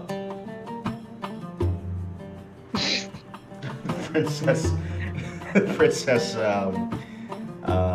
hands 10 silver over, and the rooms have been purchased. You get 2 bronze keys, and the waiter points towards the front door, where you see a narrow stairway. Clear as day, you can see that pretty much all of you can just barely, judging by the size of it, can just barely squeeze through that narrow corridor up the stairs. But it's clear as day that the centaur, being a large creature, will not be able to squeeze through that small little hallway that angles up stairward. I quickly, before going up the stairs, I go over to Berenstain and I go ahead and I say, "Do not worry, friend." And I say in more of a whispered tone, but I say, "I have a plan, and I will come to you later tonight to show you it." And around this time, the waiter comes over with a bunch of blankets to accommodate you all. Oh, wait, actually, I might. So you said that we can't accommodate him because he's large, right? Yeah, that's the only reason why. Yeah, because he can't fit up there. I'm gonna look towards Barristan. I can shrink you. Nah. Oh, hey, Nah, I offered. That would be even further humiliating.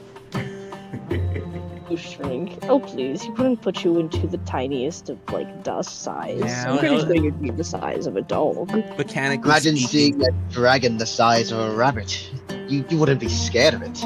no, mechanically speaking, you would just go from a large to a medium, just down one size. It's hard for us. It's hard for us even to go through. Now to think about it, the swing a whole horse hind with you as well. Huh? I mean, wouldn't it still be difficult for him, DM? Sorry, say that again. I mean, even if he was a size smaller, wouldn't it still be difficult for him?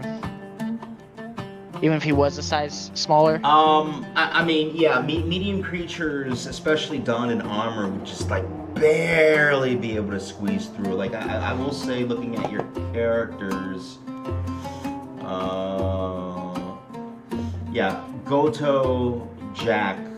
I mean, you guys could get through, but like your shoulder pads are just like scraping the sides of the wall as you're just to get through the entranceway, just from first glance.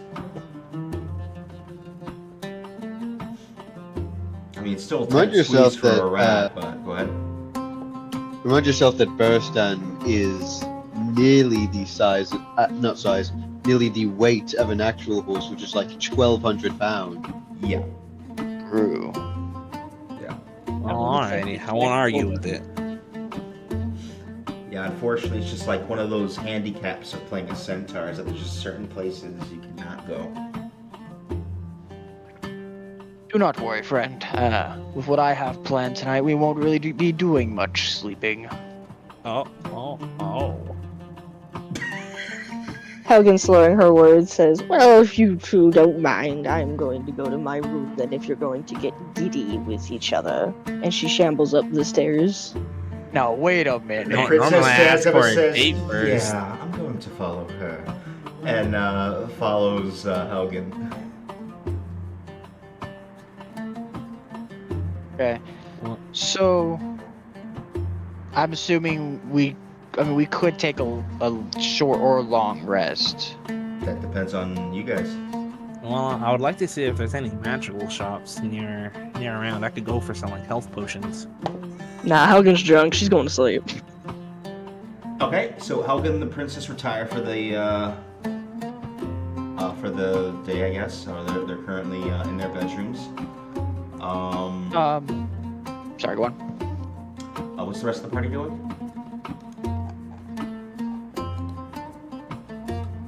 I mean, what time of day is it as of right now?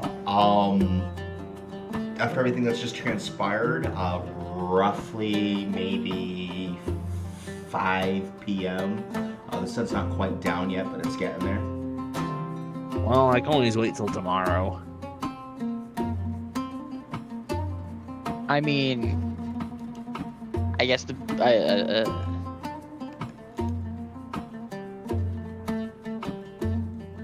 I guess I'll go ahead and I'll say I will be waiting in the rooms. However, for you two later tonight, I have a plan. Once it becomes sundown, come find me in the room. Alrighty. And I decide to retire for the day as well. At least until they show up. Okay, what's the rest of you all doing? Oh, what did you want to do, Barristan? Did you want to go relax, or? Because if so, I could probably just fall back to our room. Just sitting You do. outside, I guess. Oh, alrighty. Well, I gotta go do something, and I don't really think the people would want to see it, so I think it would probably be best if I do it in private. So I will go back to the room. Okay, so you head to the room, and the Berenstain, you are left alone currently at the table. Is there anything you wish to do?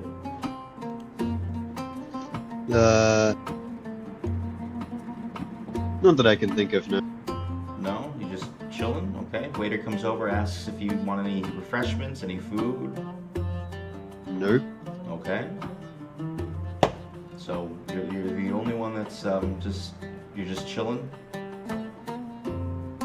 I mean, I don't see much to be doing right now. He could take the meditate option. It's basically a short rest, but he doesn't sleep. Okay. I did not If- know that existed. Okay. So we'll say that you just were smoking the hookah during the short rest, and I want everyone to go to their character page, and on the top right, I believe, of your character sheet, there's an option for a short rest. Let's see, where is it? Is it top right? No, wait. I'm sorry, mid top. You have short rest, long rest. Short rest is identified by the campfire. Go ahead and click that, and it should automatically refresh your stats. Whoa. Perfect. And then when I enter the room, I'm sharing a room with Jack, right? Yes. Alright, I'm gonna go to my respective bed and I'm gonna reach into my bag and I'm gonna look at Jack. You were wondering what I needed this bird for, right? I mean, I believe I have an idea, but do Well, enlighten me. I'm gonna go grab a towel, spread it out on the bed, so the blood doesn't get on the bed, and I'm gonna lay down the dead bird. Well, I used to have a brother. His name was Raxthrid, and we attended wizardry school together.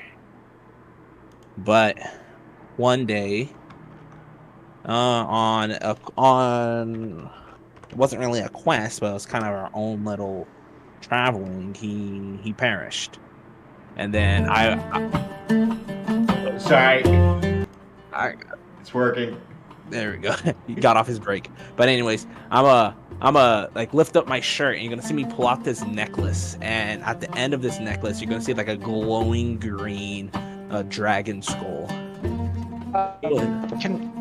Can I roll Arcana to see what specifically? Are you Or is are he you just gonna- proficient? are you Are you just gonna- proficient in Arcana? No. Okay, yeah. It doesn't matter what you roll. You have no idea. Gotcha. I'm gonna pull out this necklace. My brother was more into the necromancy type of magic, and before he perished, he told me of this dangerous necromancy spell that's I wouldn't say it was forbidden, but at the same time it was very frowned upon. And when he taught me that, we were able to capture his soul and put it into my necklace. And every 24 hours, he needs to go inside of a corpse. If not, his soul will start to eat away at mine until his soul vanishes. So that's what I needed the bird for. I could do humanoids and all that, but it's easier with birds. I'm not really the greatest at this necromancy stuff. Huh. So then As crazy as this might sound, although I claim to be a holy man, I will not deny some strange things have been acquired since my journey here. As funny as it may be, my story is somewhat similar to yours.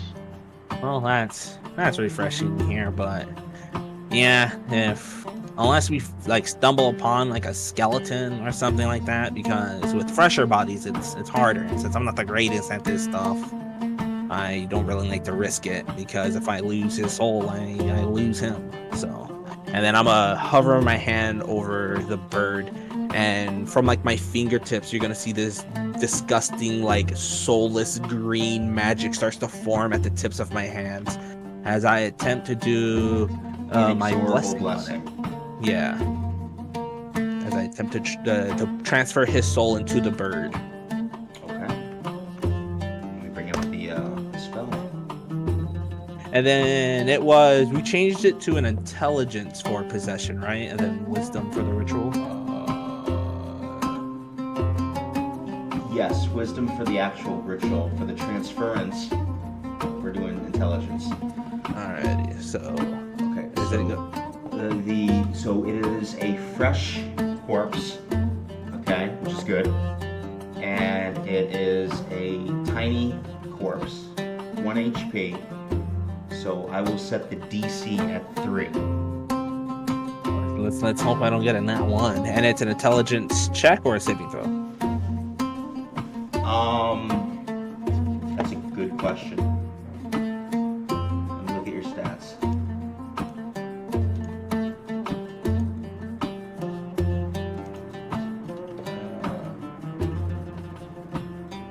It is a intelligence saving throw. Intelligence saving throw. Alrighty. DC 3. Well, I rolled a 3 plus a 7. That's a 10. Okay. So you see this circle starts to like slowly fall upon the bird, and then when it hits the bird, you hear the neck that I broke start to crack and go into place. And where the bird's eyes were, you see these green pupils with that's like glowing, and the bird stands upright and just looks at me. Wow. And as you see this, the necklace, the trinket around his neck, the glowing hum that was once there dissipates. Well, it's good to see you, Rax. But I know you can't really talk. This isn't the best body, but you can fly around for like 30 minutes and then go back. And then the bird will just follow me for like the next 30 minutes. Okay. I go ahead and I turn towards him and I go and I say, "Well, my friend, you're gonna be in for quite a surprise." I grip onto my holy symbol and I use one of my divine senses to control undead as I make the bird like fly in like a specific pattern, almost unnatural. Fuck. Well, there goes Rax. Hold on. He's no longer in control. Hold on, because this is a unique situation here. I need to look up the control undead because I need to look up something. MF said, "Let me use him as a drone." Let me actually read the details of the spell. Because this isn't. Halgan is just snoring, to be honest, in the isn't your bed. Typical undead. I'm Spell. assuming the princess is just staring at my character in our room. Oh, we'll get to that. Wait, where's that spell? Is I have it on my character sheet. Jack, right? Yeah, it says right here, channel divinity, control undead. As an action, you can target one undead creature you can see within 30 feet of you. Target must make a wisdom saving throw. On a failed save, the target must obey your commands for the next 24 hours or until you use this channel divinity option again. Okay, so here's... Go ahead. Yeah. This does apply. An undead whose challenge rating is equal or greater than your paladin level is immune to this effect. Okay. Well, I don't have this. So this is a unique undead. This is an actual person, a soul that's inhabiting this bird right now. I will say that the wisdom saving throw is going to be based off your wisdom, Irad. So I would just roll a wisdom saving Yeah, throw. roll a wisdom saving throw. And what's the DC? The DC is... Hold on, because it would be my thing. Hold on. It would be 13. Perfect. Yeah, when you try to take control of this bird, you see it kind of like tilt its head and it looks at you. And you hear in the back of your mind, "You cannot control me." As he uses my last potent dice for my divinity to roll a nat 10, and then my +3 for my wisdom's a 13. And he just kind of just stays there looking at you. Oh. Here I was thinking it was something mere child's play. No, he comes off a bit mean, but that's just Raxthread. And for like the rest of the time we're in the room together, the bird is just gonna be staring daggers at you. Meanwhile, we go to Helgen in her room and the princess. Helgen is sitting on one bed. The princess is sitting on the other, and they're just staring at each other. You can cut the tension in the air with a knife. I don't trust you one bit in this situation. Feelings mutual. Only reason why I'm even being nice is because Jack's actually allowing this to happen. Based off the information you've even given us, there's not much to even go trusting on with that. I don't need you to trust me. I just need you to do your job, and I'll pay you handsomely for it. Your earthly money has no hold over me. Child. You speak as if I can be bought. If this was the dynasty, you could be beheaded for talking to me like that. Death does not scare one who's already seen it. She raises an eyebrow. Just as you refuse to give any information, I refuse to share any with you. Why should I share my story when you barely even dare to share any valuable answers to questions we've asked? You've been silent on some stuff. Others I can understand.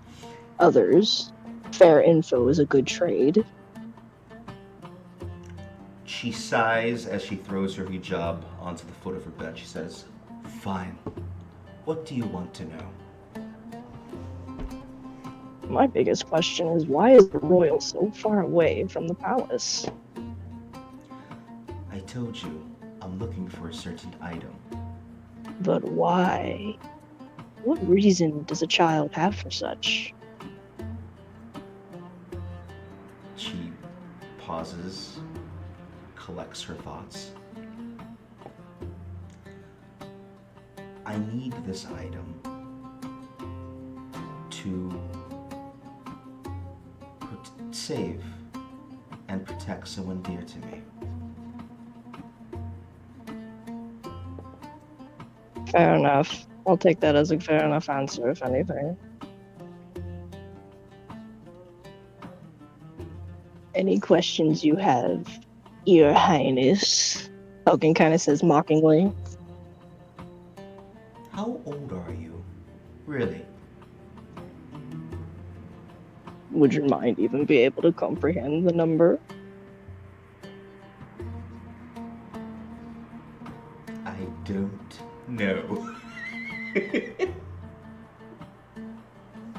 To be barely fair, I am close to centuries. You're right. My mind can't comprehend. And she pulls the covers over her and turns around, back facing towards you. Meanwhile, back downstairs at the bar, Barrington, what are you up to?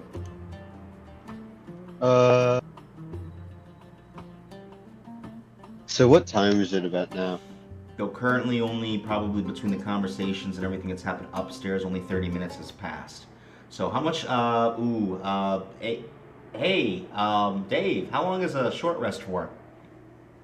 A short rest is usually, a short rest would be 30 minutes. A long rest is like a whole 8 hours of sleep. 30 minutes, okay. So what have you been doing during these 30 minutes? You just been chilling at the, downstairs?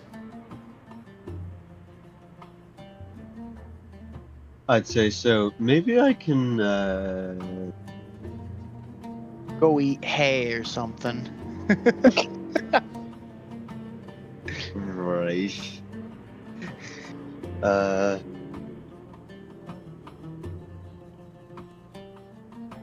Maybe. trying to think here. No What worries. were you saying? No, I was just asking what you were doing. Like, are you just chilling? Is there any place you currently? I genuinely am not sure how I can spend my time here. Okay, well, you're currently sitting down at the table. You didn't really order any food or any ale. You're just watching as everyone else is imbibing their recent purchases, smoking the hookah on display. Various hashish flavors scent the air. Quite a tingling sensation in your nostrils. Yeah.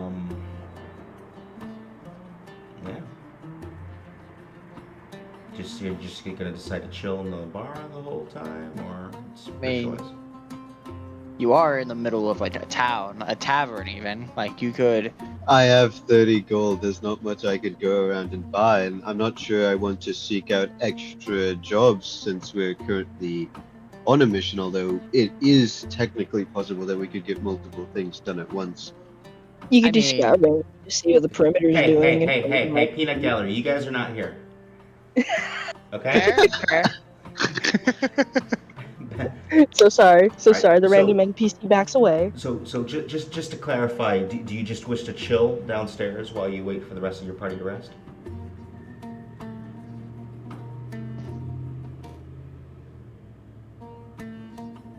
Wait a second. Oh, no problem. Let me search up the rules for scribing scrolls, but while that's happening, you can do whatever with the other player. Okay, so I'm gonna assume that's a yes. All right. So are you guys just resting for 30 minutes in your room, or are you guys taking a quick nap till sundown? Like, what's going on? I'll just be waiting on Jack for Jack to tell us whenever his plan comes. But when that 30 minutes is up, Jax will see the bird come back in my hand, and I'll raise my necklace, and you see the green lights disappear from the bird's eyes, and then slowly you'll see that green light start to form back in the skull. Okay, so yep. So the corpse of the bird is there again, and you've refreshed the soul. Let me just mark that down in the time of day. And I have a question, Go DM. ahead. Can I just keep the bird and keep doing the bird, or would it have to be another No. corpse? Once something's possessed, or once you attempt it, you have to choose a different corpse every Right. time. You can't Alright. inhabit the same one. So I imagine it to 5, be decaying. 30 p.m. Okay, mark that down. I, Well, I mean, checked it's not really. It's when it's filled with life. It's not going to be decaying over 30 minutes. Oh no, fair, yeah. It And literally then I'll was- just- yeah. I'll just put the bird back in my bag. I'll take care of the body later. Okay. If you are, So- I turn to him. If you are, I recommend Helgen would like it. Oh, you think so? I mean, she is a very, very large cat. Oh. All right. I'll give it the Hellion then. Just an idea. All I'm saying is, if I get stabbed, I'm blaming you. Okay, so 30 minutes have passed. Everyone has taken a short rest. There's still about an hour and a half till sundown. What does everybody wish to do for this hour and a half? Or are you guys planning on sleeping through the night? DM, I can't find the rules for scribing scrolls, but after this session, can we discuss that and say that I was doing that for the duration of... Yeah, absolutely. Yeah. Well, hold on. So what is your class? Just to make sure. Barbarian. And what are you necessarily inscribing a scroll for? Because there is a rule set that I have here for spells, but anything else is more, I assume, character or like roleplay based. What? Like, when you say scribing scrolls, are you like trying to like write something down, or?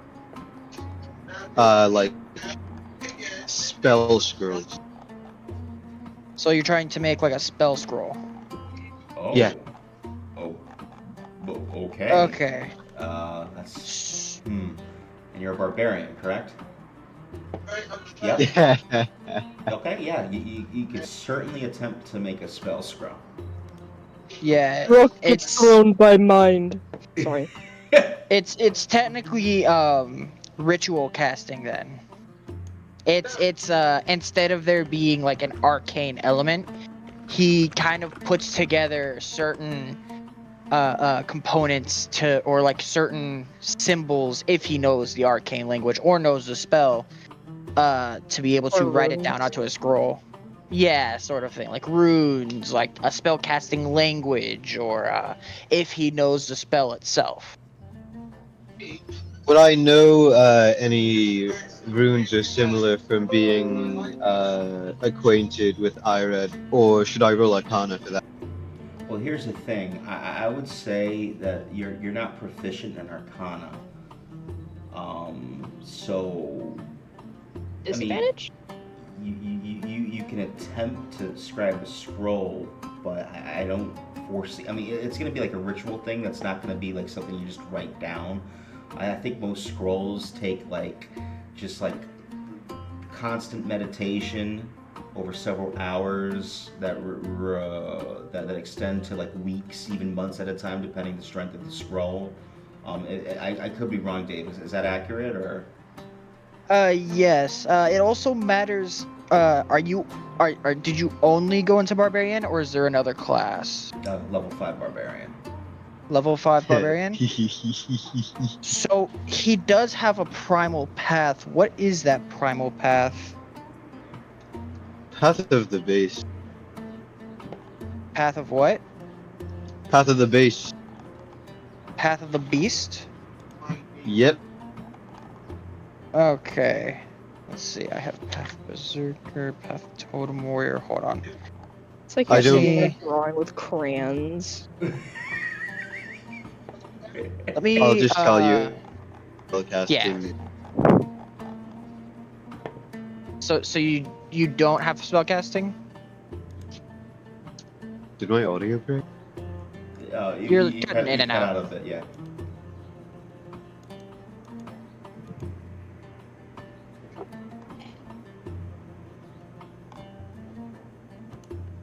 Oh Did we lose him? no, he's No. back.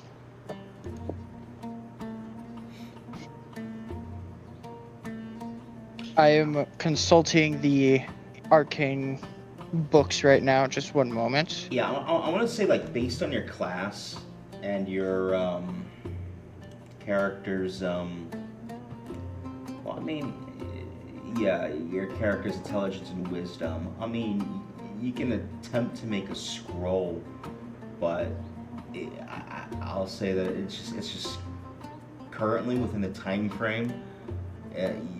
You won't get any benefits from it.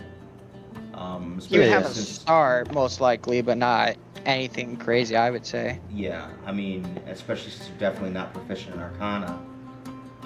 But you could definitely attempt it. Path Oh, of berserker, so- path of the totem warrior.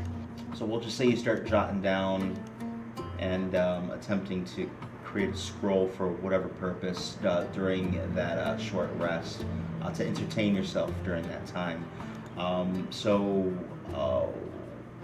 the rest of the party, as a group consensus, what's going on? Are you guys planning on sleeping till morning and doing a full rest? Are you guys planning on just going out and about now that the 30 minutes have expired and you guys taking a short rest? Or are you planning on waiting until sundown? What's the plan, guys? I mean, Helgen's just kind of drunkenly waking up from her stupor, if you will, because she was kind of just being mean to the princess, if you will, because she was being a little intoxicated. So she's kind of just sitting there rethinking her actions and kind of just waiting for Jack to come back because she feels more verbal with Jack there. Yeah.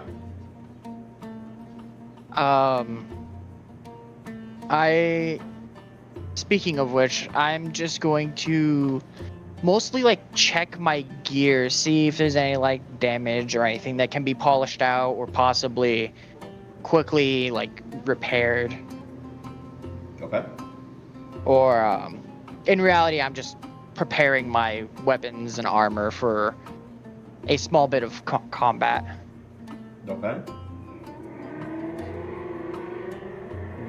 I'll just be chilling on the bed waiting for whenever Frost said, not Frost, Jack said that for his plan. Okay. And I will be doing this till sundown, at the very least. Gotcha. Okay. Sundown approaches. 2 hours since you guys went to your rooms have passed. The princess actually gets up and proceeds to head downstairs, where she catches Barrington scribbling furiously on an open scroll on the table. What's everyone else doing?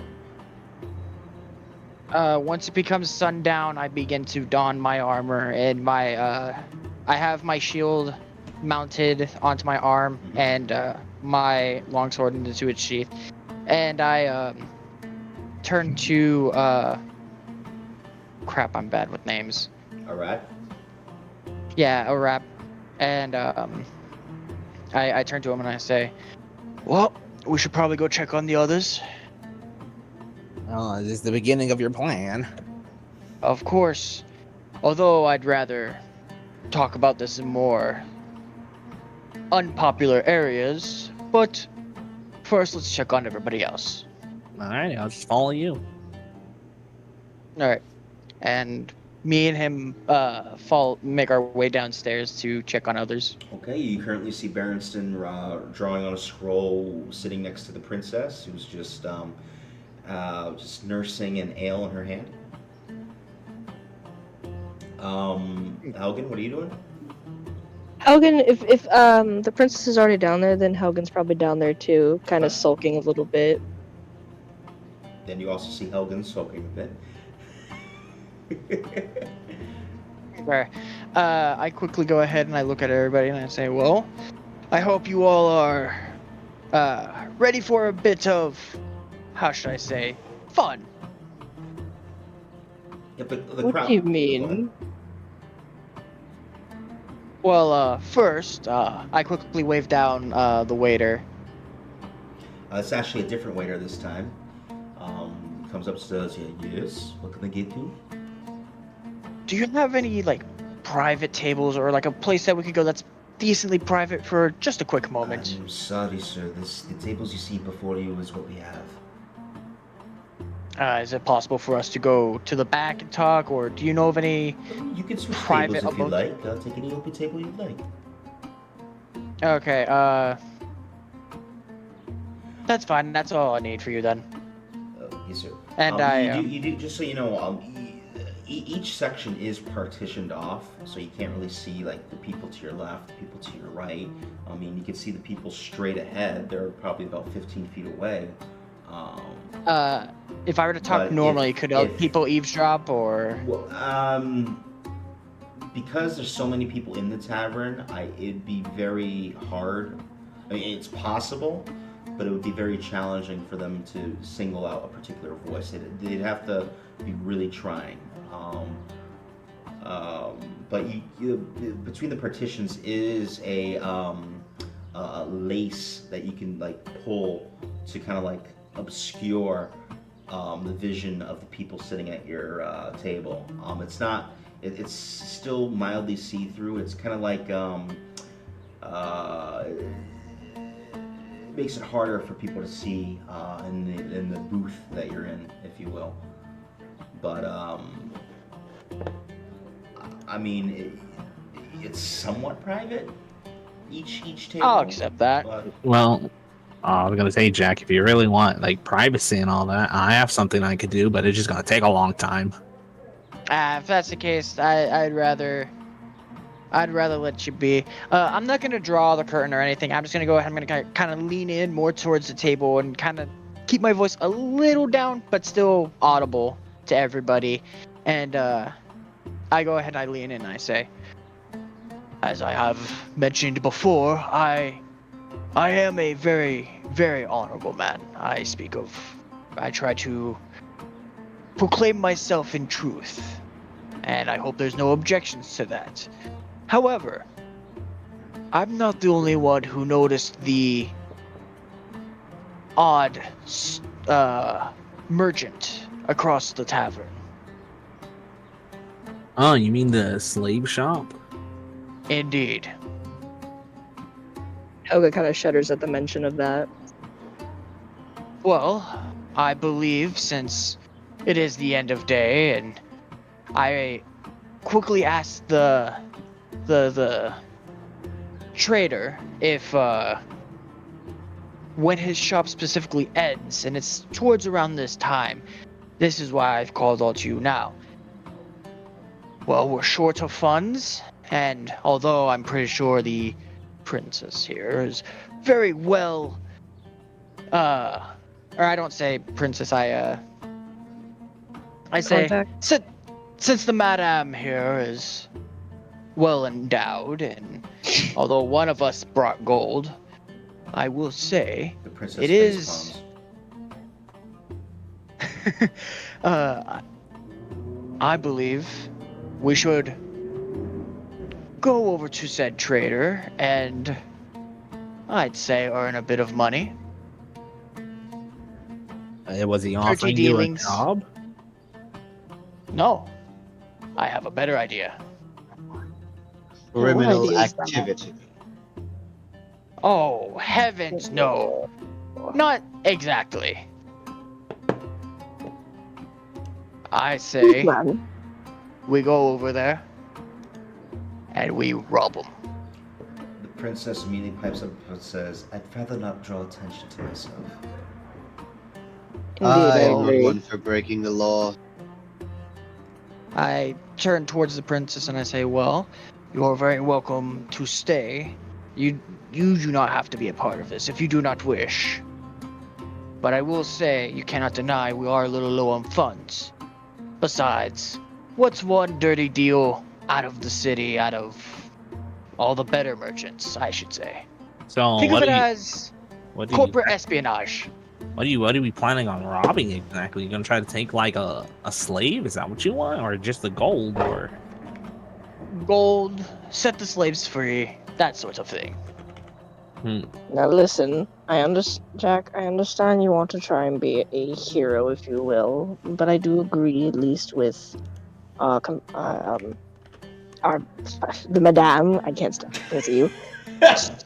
We should probably not draw attention to ourselves. The contact, Jesus. Trust me. With this plan, surely we won't be too loud, as long as everything goes to plan, basically. And what is your plan And exactly? that's hoping it does. Well, simple. We simply sneak in, take a few valuables, maybe slice a few throats, and leave it at that. Well, did that shop look like he slept there, or just something he just comes to every day and he sleeps somewhere else? Because if Who is this guy? if he doesn't sleep there, if you can manage just to get me a little hole where I can see inside, I could just teleport inside, and I could disguise myself. So even if I am caught, they won't know who I really am. I mean, the windows are barred, but I'm pretty sure you could go ahead and get in. There All is I need a is my little insight. there is a window where most of the deals are done. I don't know if it's open or closed as of right now, but it didn't seem to have much protection. I would say the best thing we can do, and something that could benefit us, is we might find ourselves an unseen ally. You're very wishful in thinking. Aye, but it's the best kind of thinking. The one that gets you dead. How big was this store? Was it medium, small size, big? DM. It was like a small booth.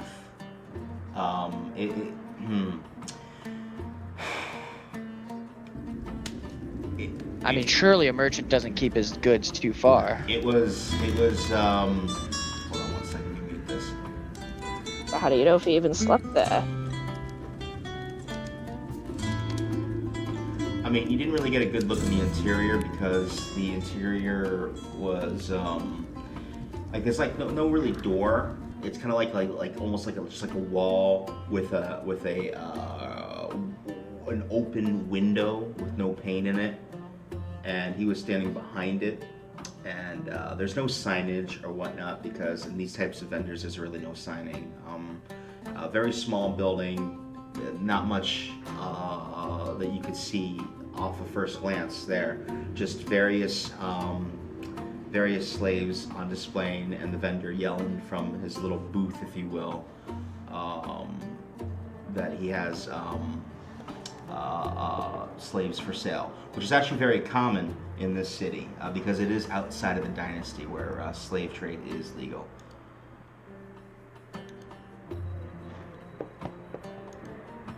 If that answered your question. I don't know if that answered your question right or not. I mean, does it? I mean, you like I said, you didn't actually go inside the building. You just talked to the merchant. But Well, I say if we do if we do this, it's probably best if we do a smaller group because I don't think Braxton or Barriston's going to be able to sneak in there. Of course, Not that I but wanted every to person can be anyway. used.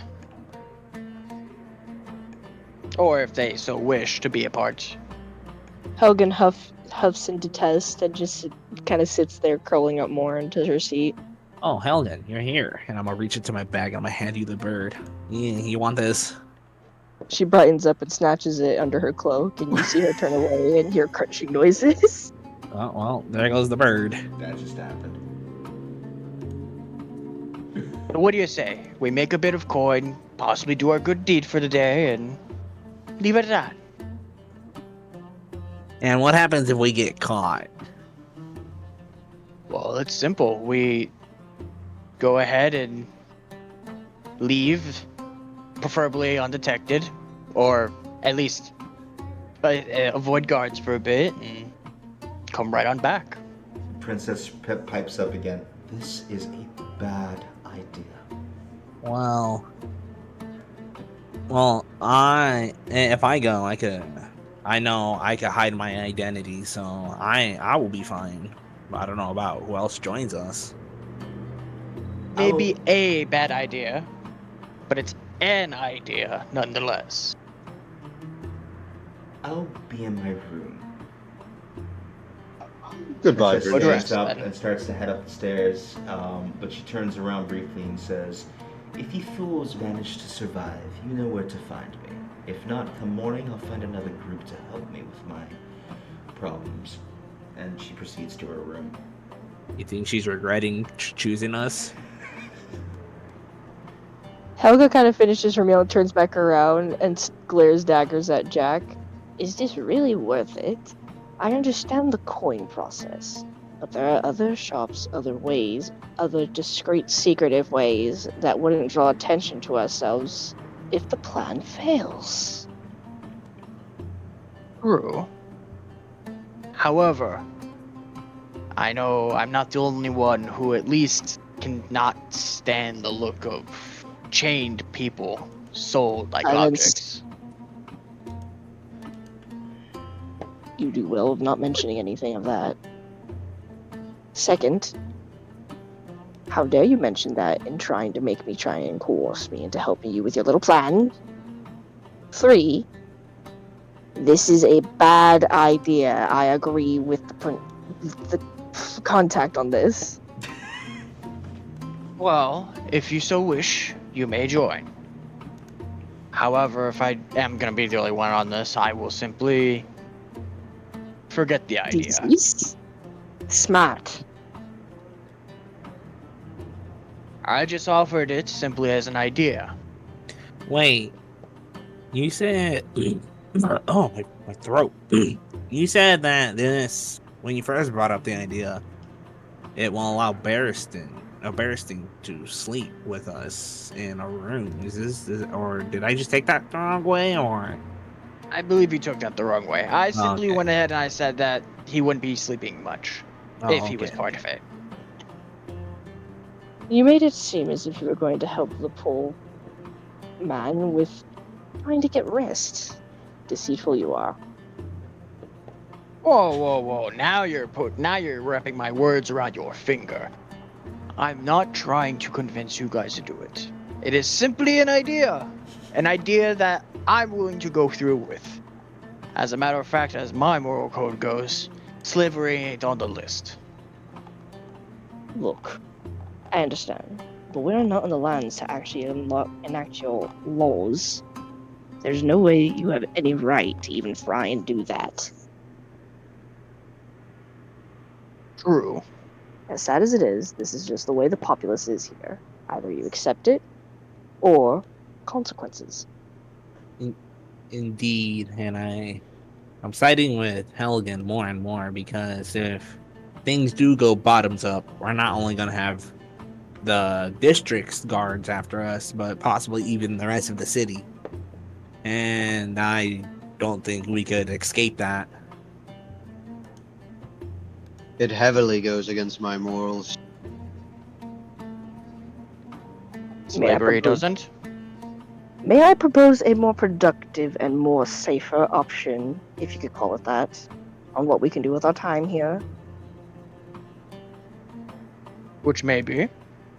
If I may, considering how we're trying to find somebody, and if the streets are more less bustling, considering the hour, it would be an opportune time to actually try and search for this contact. How do we Yeah. know the contact isn't already hiding?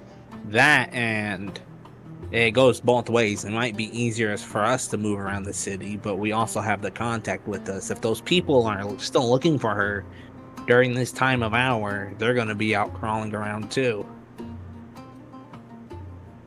If anything, either way, one of us can stay to watch her, or she can stick at least with the centaur to make sure that she at least has someone who at least can be with her.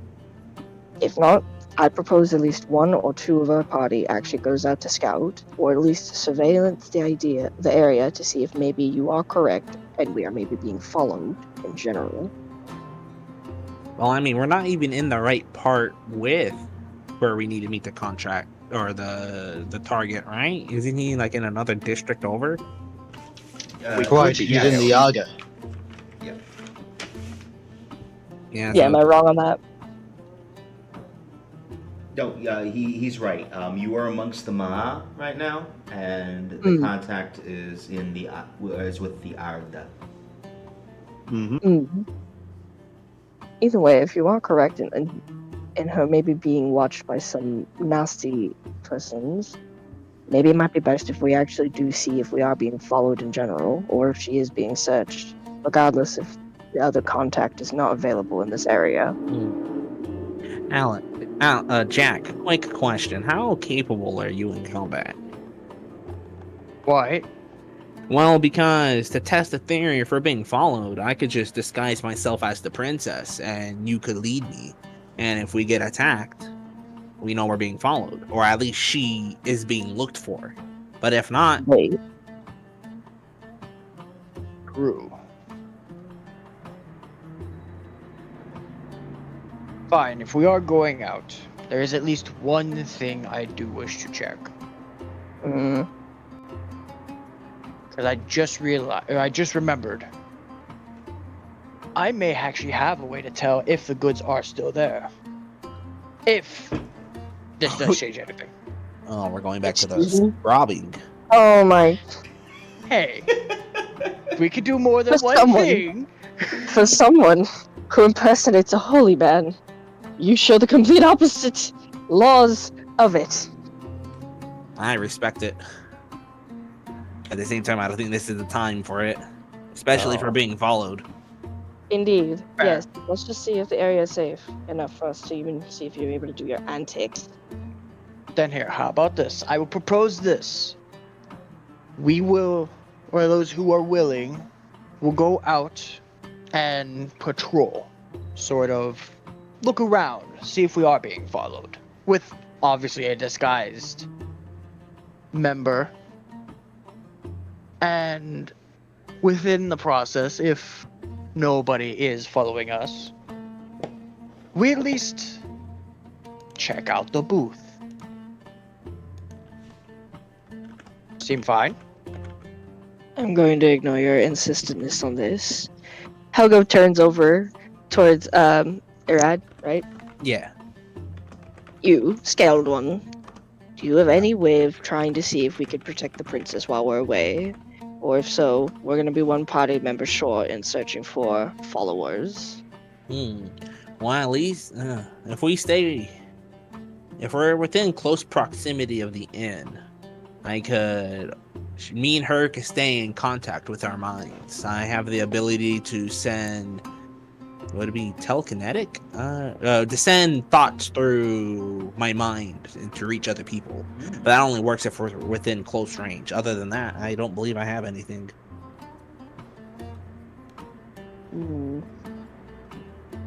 If worst comes to worst, I could at least stay nearby, outside the tavern area, to just keep an eye out for the princess's safety, and just in case if you need to call out for assistance. That sounds fine with me. Besides, I think she's done with our stupidity and our existence at the moment. So is that the plan? I transform into the princess, and with Jack and Bearstein by my side, we go through the alleys to see if we get attacked.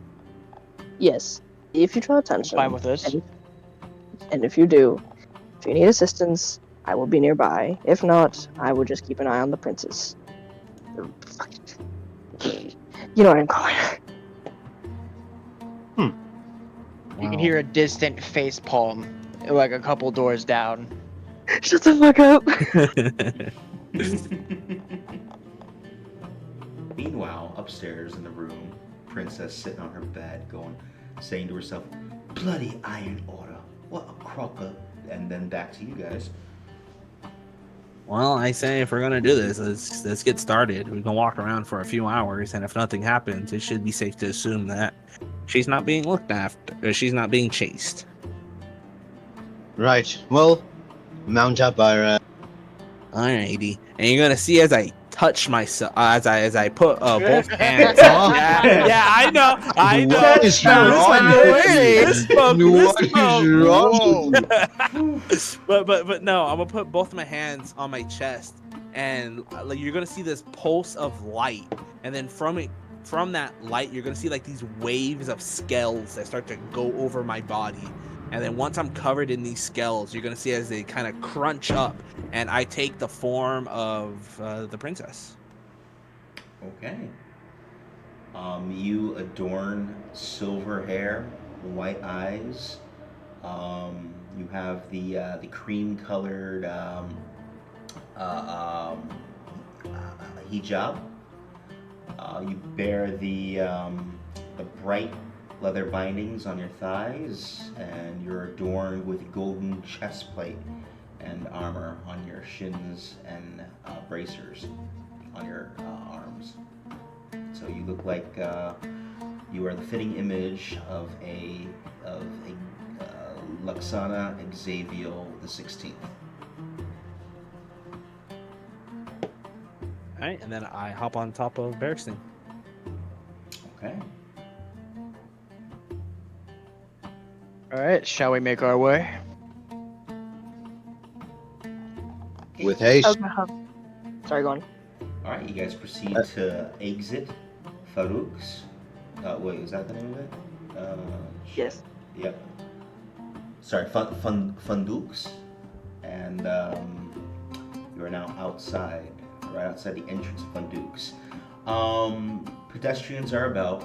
It's not as lively as it was earlier in the day, but you know, pretty much all the shops have closed down.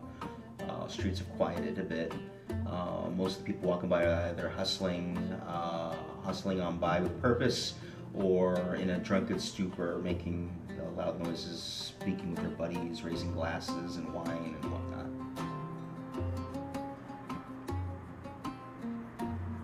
It is Hogan kinda now just- nighttime outside. Go ahead. Sorry. Falcon kind of just stands, like, not in the entrance nor near it, but like on the corner area of the building in general, kind of trying to stick to the shadows. Okay, what's everyone doing as you exit from Duke's? Just taking a stroll out and about, you know? We're baiting here. Might I suggest the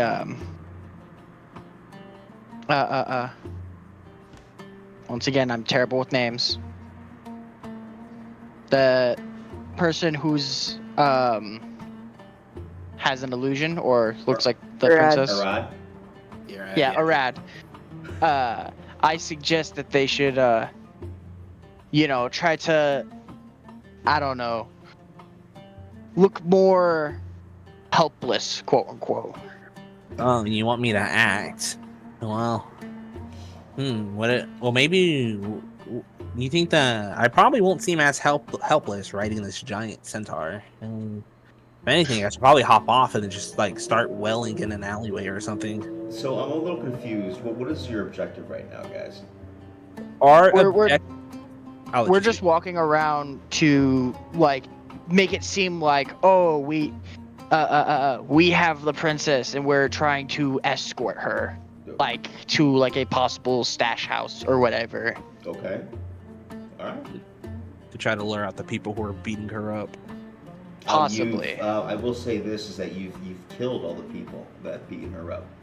Well, we want to make sure that they didn't somehow get that. Either they got information that she was here and they were running on the information and they found her, or that they were able to tell someone how she looked before. From the information that she mentioned earlier in the day to you, you had the impression that they just noticed that she seemed like a wealthy woman. They were just trying to loot her and possibly sell her to a slaver. Well, either way, we would still want to make sure there's no people like that around anyways. Okay. Fair enough. So you guys are just walking around Ma'a, or is there any particular destination you guys wish to head to? I would say we're like walking around and not like taking like the main streets. We're going like through like alleys and all that to try to like acting like we're trying to hide me from. Gotcha. And are you all together as a party, or have you separated? Well, I would probably say it's probably best for me to go ahead by myself, just a little bit in front of you guys, so people don't get like they see me more helpless, you know. Okay, so you're not on top of Berenson, is what you're saying. Yeah. Okay. Yeah. So you're off on your own then? Yeah, I'll be walking maybe like 20, 30 feet in front of them. Okay. You're walking about, various people walking by. You see a couple walk by. They don't seem to pay any notice to you in particular. They seem to just be engaged in conversation amongst themselves. A kid from behind graces up against you, rushes right past you. You see him run up ahead and jump into the arms of an older woman, and the woman seems to walk off with the kid off into the distance into the night. See a couple people off to your right having casual conversation, being pretty loud and obnoxious, as each of them has various beverages in their hands. Roll a perception check for me. Oh wait, that's persuasion. Hold up, wrong one. Oh, I could have used that 16. Hold up. There we go. A 16. There you go. I mean, currently looking around, it's you're just out at night. People are just hanging out. It's just a city, light night of the city. You don't see anything that catches your eye. Nothing immediately suspicious at the moment. Just people going about their lives. What's everyone else doing as Xavier marches forward? I am, or whoever wants to go first. I mean, Hogan is just still sticking to the shadows, still keeping an eye out around the tavern area, because that's where she is still. Well, I mean, okay, so you stayed behind because if they walked out of it, okay, so you're not with the rest of the party. Okay, got it. So because it is nighttime, I will say that the rest of the party is out of eyesight, because I'm assuming the rest of you are following fake Xavier.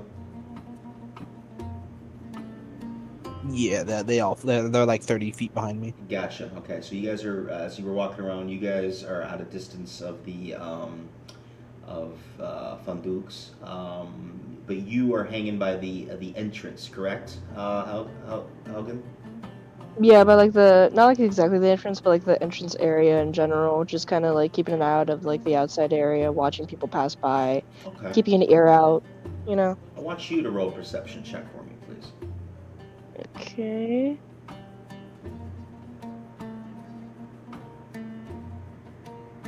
It's a 10. A 10? Okay. Yeah. You're just leaning by the entranceway, keeping an eye out. You get shoved a little bit as this robust fella makes his way laughing outside the tavern. A petite woman following behind. They go off into the distance out of sight. Helga kind of huffs in annoyance and just kind of like moves out of the way a little bit so she doesn't get shoved again, but she Yeah. kind of keeps an eye on them. Okay. Alright, you don't really see anything of note Okay. Back to the rest of the party. What are you guys doing? I am casting. Like as we're walking around, I am casting detect evil and good. So, Okay. and anyone within Let me look up the spell real quick. Go ahead. Anyone within what? anything within 30 feet, and it's a concentration, is for the duration. You know if there is an aberration, celestial, elemental, fey, fiend, or undead within 30 feet of you. Yeah. I need to read this spell because I need to be specific here. Detect evil. So Razak Good. barely on the cusp of it. Okay, one sec.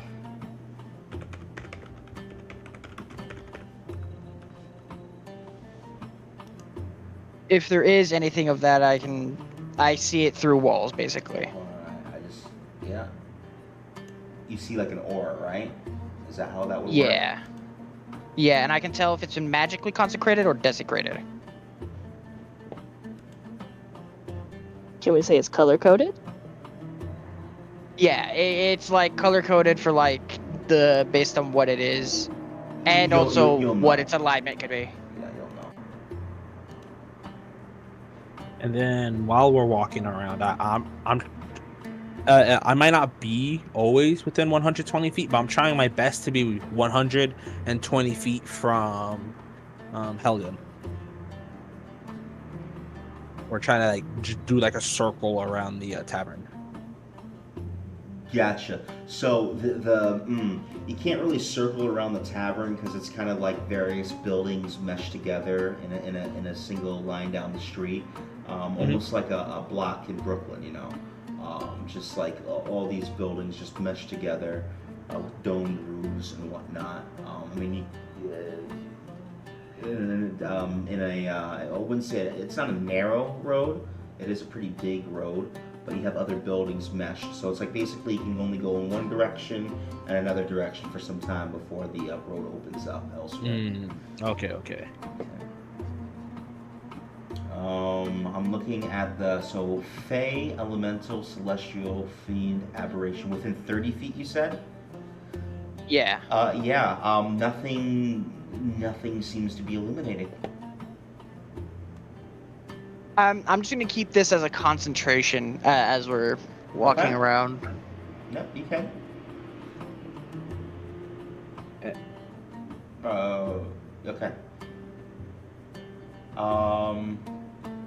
Alright, so you're walking around. Are you guys heading farther away from the tavern, or are you heading back towards the tavern, or?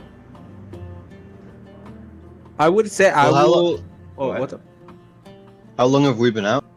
I'll say about 20 minutes now, walking around. Okay. I would go like in a straight line for like a while, but then I would slowly start making my way back towards the end. Okay, so we'll say that you went about the road southwestish a bit. Nothing of note. You decided to turn around and head back towards the tavern. Make a perception check for me, please, will you?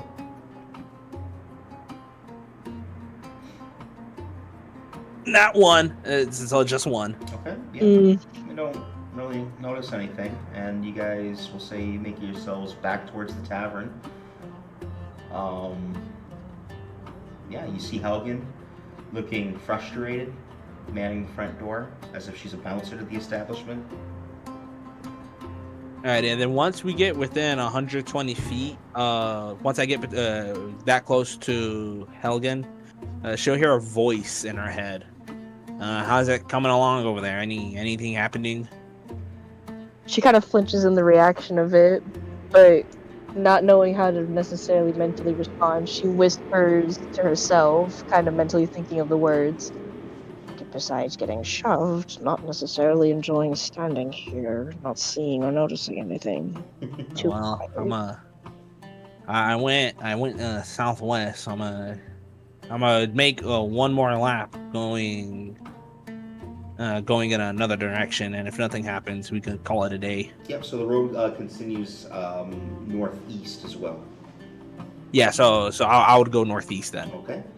So we'll say that you walk because it is dark. After like a good 50 feet, the tavern's out of sight. Um, the road does open up. The buildings seem to begin to separate a bit. So there are various alleyways and whatnot, and other lesser paths that you could choose to go through. Various now closed establishments, similar. I mean, all the architecture is the same in the area. You're moving more away from like the commercial area and more into the residential parts of town. Most of the buildings are dark as people are sleeping in their abodes. Go ahead and roll a perception check for me. See if you see anything. You said it's dark out, right? Yes, it is dark out. Would I still be able to see? I don't have dark vision, so you want me if it's like dark No, where I can't see, you want me to do it at normal, disadvantage? Just normal perception. Normal? Alrighty. 18. 18. Okay. You're looking around. Don't really see anything of note. You guys turn around and proceed to head back towards the tavern. And as you're heading back towards the tavern, you notice something. A sparkle in the corner of your eye, Arad.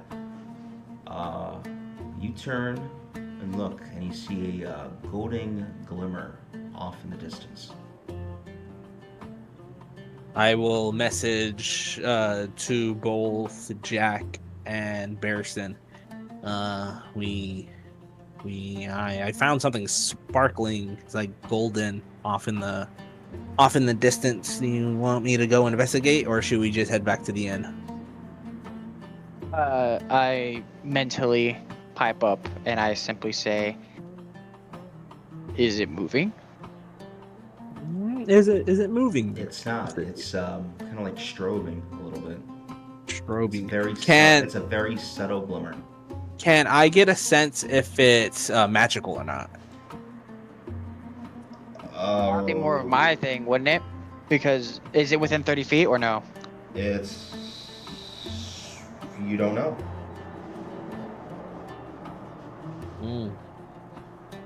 Yeah, because he's the only one that sees it. You didn't roll for perception on it, Jack. You can only see species of what you mentioned, correct?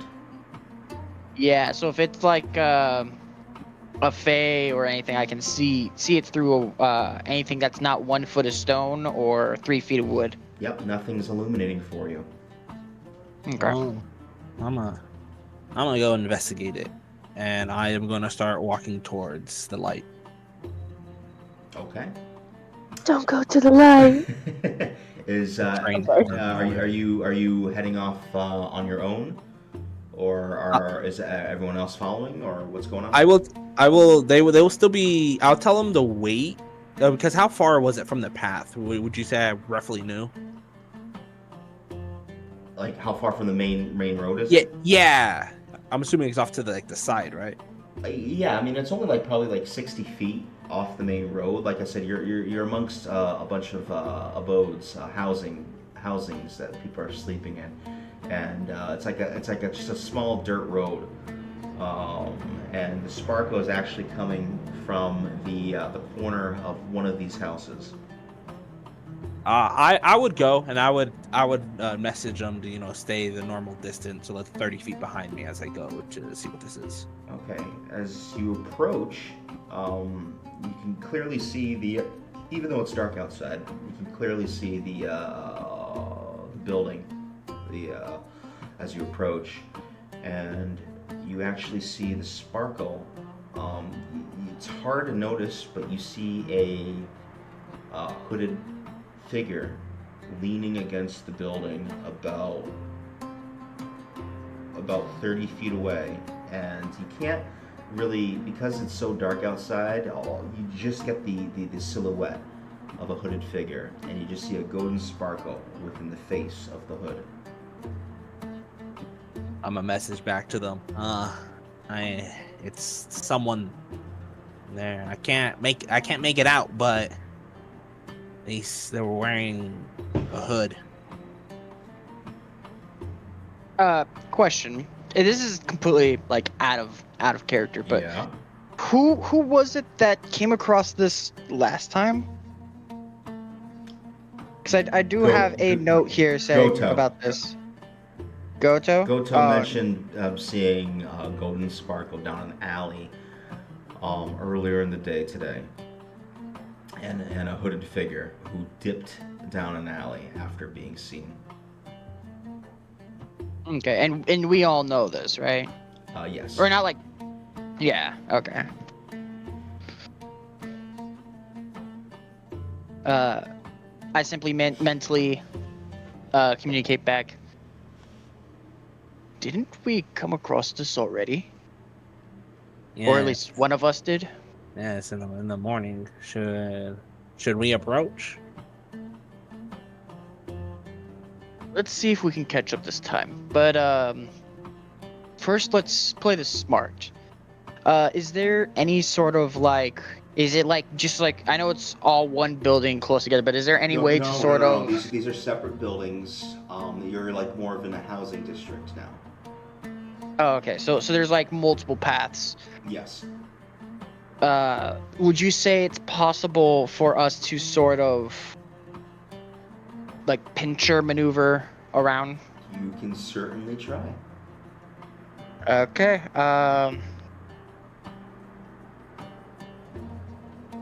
So how do you guys want to do this? Well, if I could get it. Well, I'm 30 feet from him, right? Yes. And you said he's leaning up against a building. You see a silhouette leaned up against the building. Yes. Can I see the building's roof? Yes, it's curved.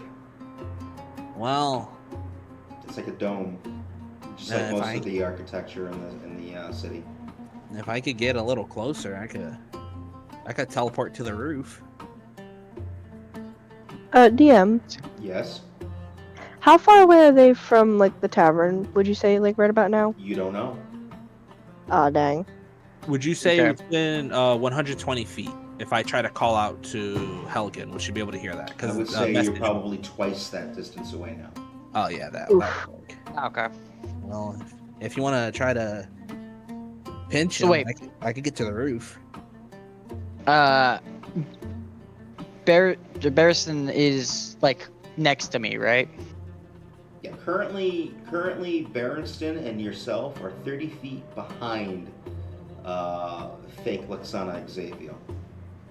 Okay. I turn to Barristan and say,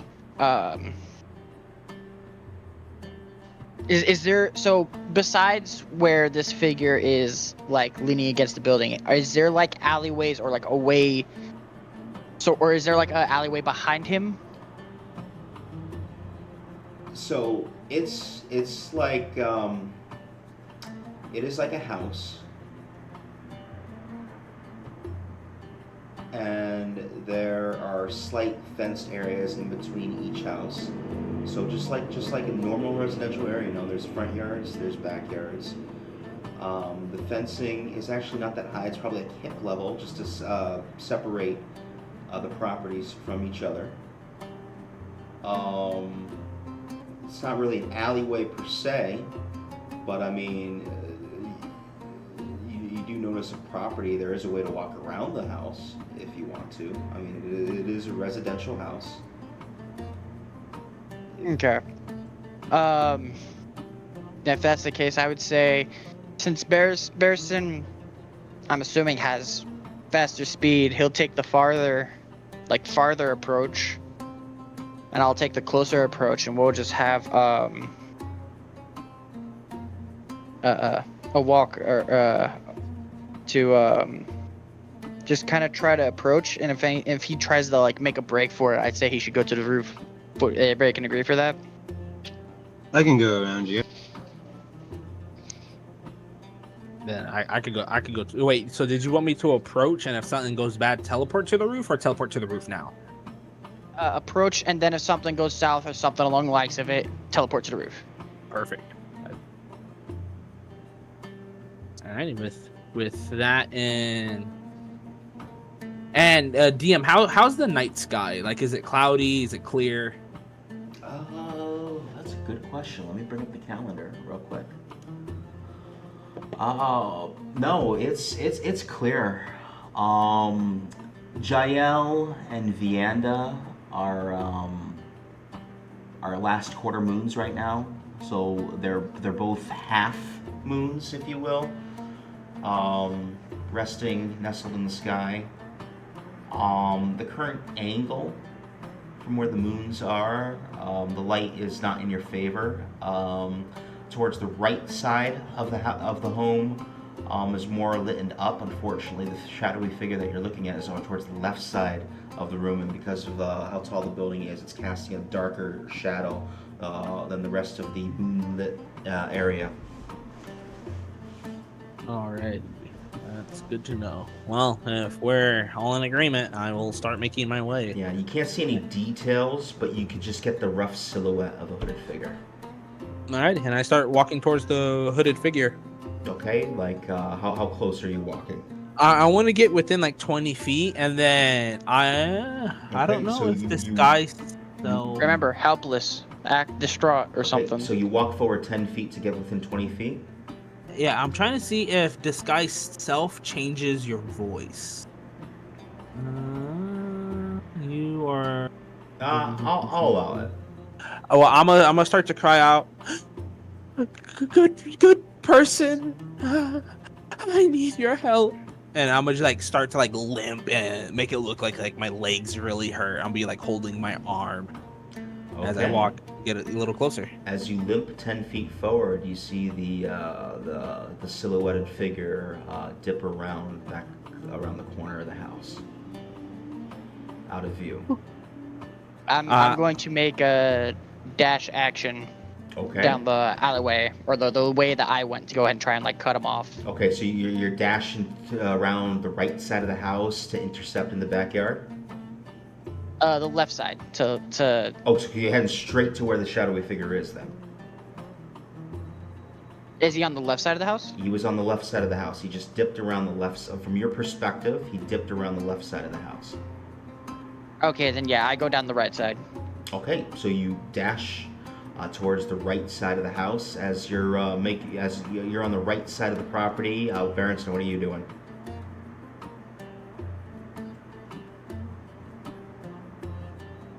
Berenston? Barriston's muted right now, and in the main chat, he texts BRB. Oh, he did? So I don't know if he came back and joined us. Okay, for the sake of this, we'll say that Berenston is galloping alongside you. Jack? I'm here. Oh, you are? Okay. All right.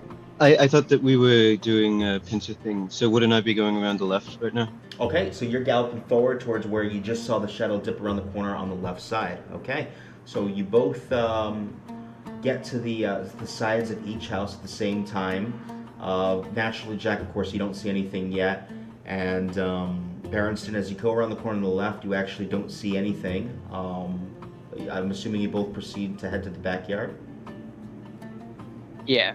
And then when I see them start to run and make their way towards the building, I'm gonna use Misty Step to teleport to the top of the roof. Okay, you teleport to the roof. I want you to roll an acrobatics check for me because the roof is round.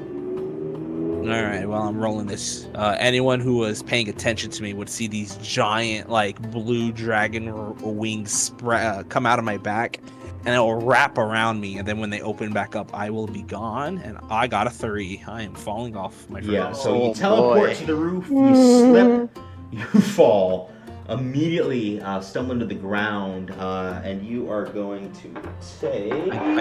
I Gibby this. I go, Gibby! And just crack on the ground. Oh my god. Let me roll for this. Meanwhile, husband's sipping a martini back in Navia. Let me roll. this.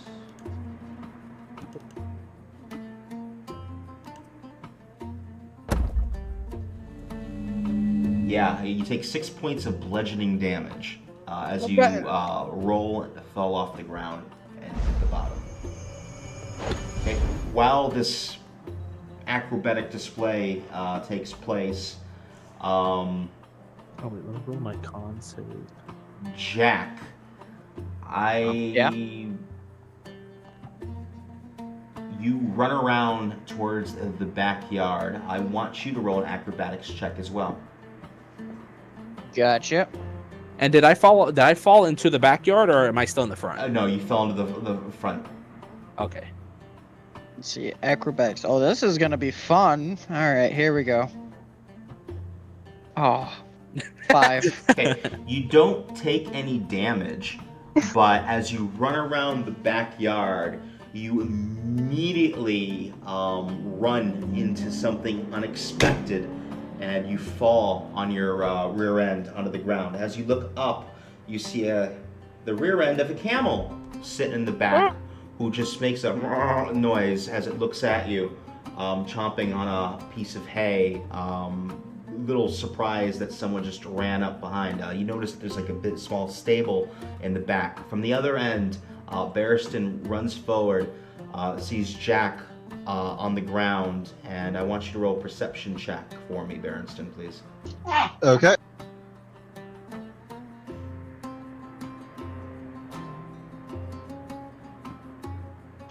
$19. 19. Wow.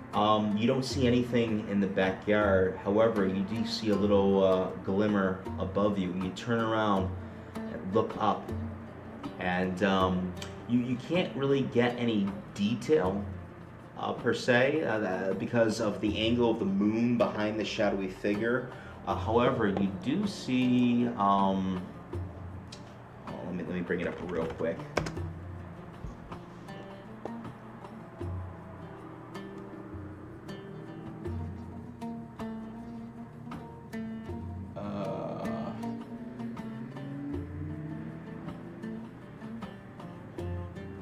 What you can make out is, hold on, I'm just bringing it up.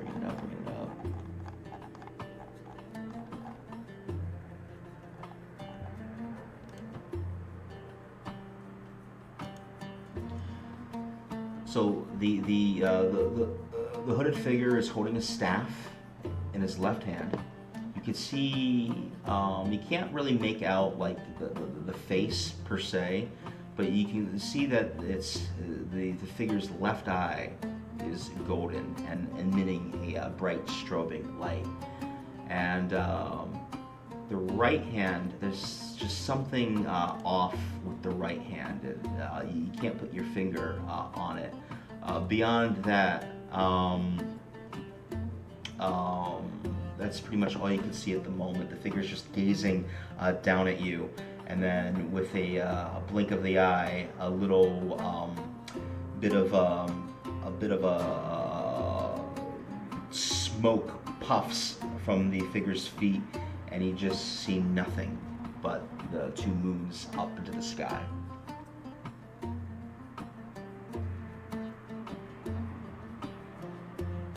I think it's a lost cause here.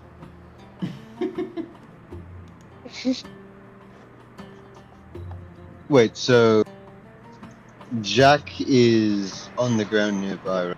Yeah, Jack in his haste accidentally ran into the rear end of a camel while coming around the corner unexpectedly. I'm gonna walk over and pick him up and say, the person we were chasing, they're gone.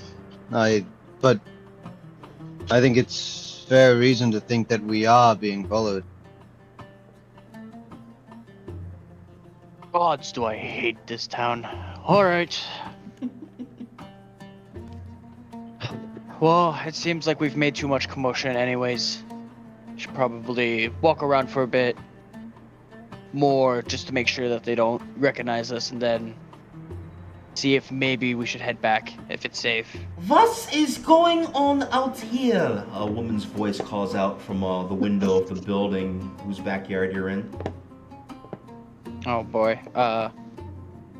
I look over towards Barristan, sort of just like, how do you want to do this? You see, my friend, he was drunk. We were just leaving. I was getting him out of here. Sorry, lady. Roll for deception. Can I roll performance as a sort of action to help? Roll performance. Actually, you know what? I'll get with that performance. I'll say your deception roll is with whatchamacallit. Advantage? Thank you, advantage. Wow, I had a brain fart just then. Good, because I rolled an 8, and now it's a 20. Okay. So should I roll performance or? No, your performance was his advantage. Okay, so she's just gonna be like, "Away with you, both of you! Get out of my yard before I call the city wall." Of course, we're off, and we'll leave. I drunkenly slur my ways and sort of do a fake stumble as I go.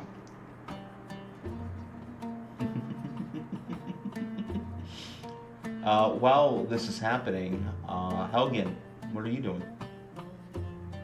Helgen is kind of just sitting there, kind of just watching the stars, enjoying the night sky a little distracted, kind of still keeping her ears out for any noises or anything like that. Do you want me to roll for perception or? Yes, please.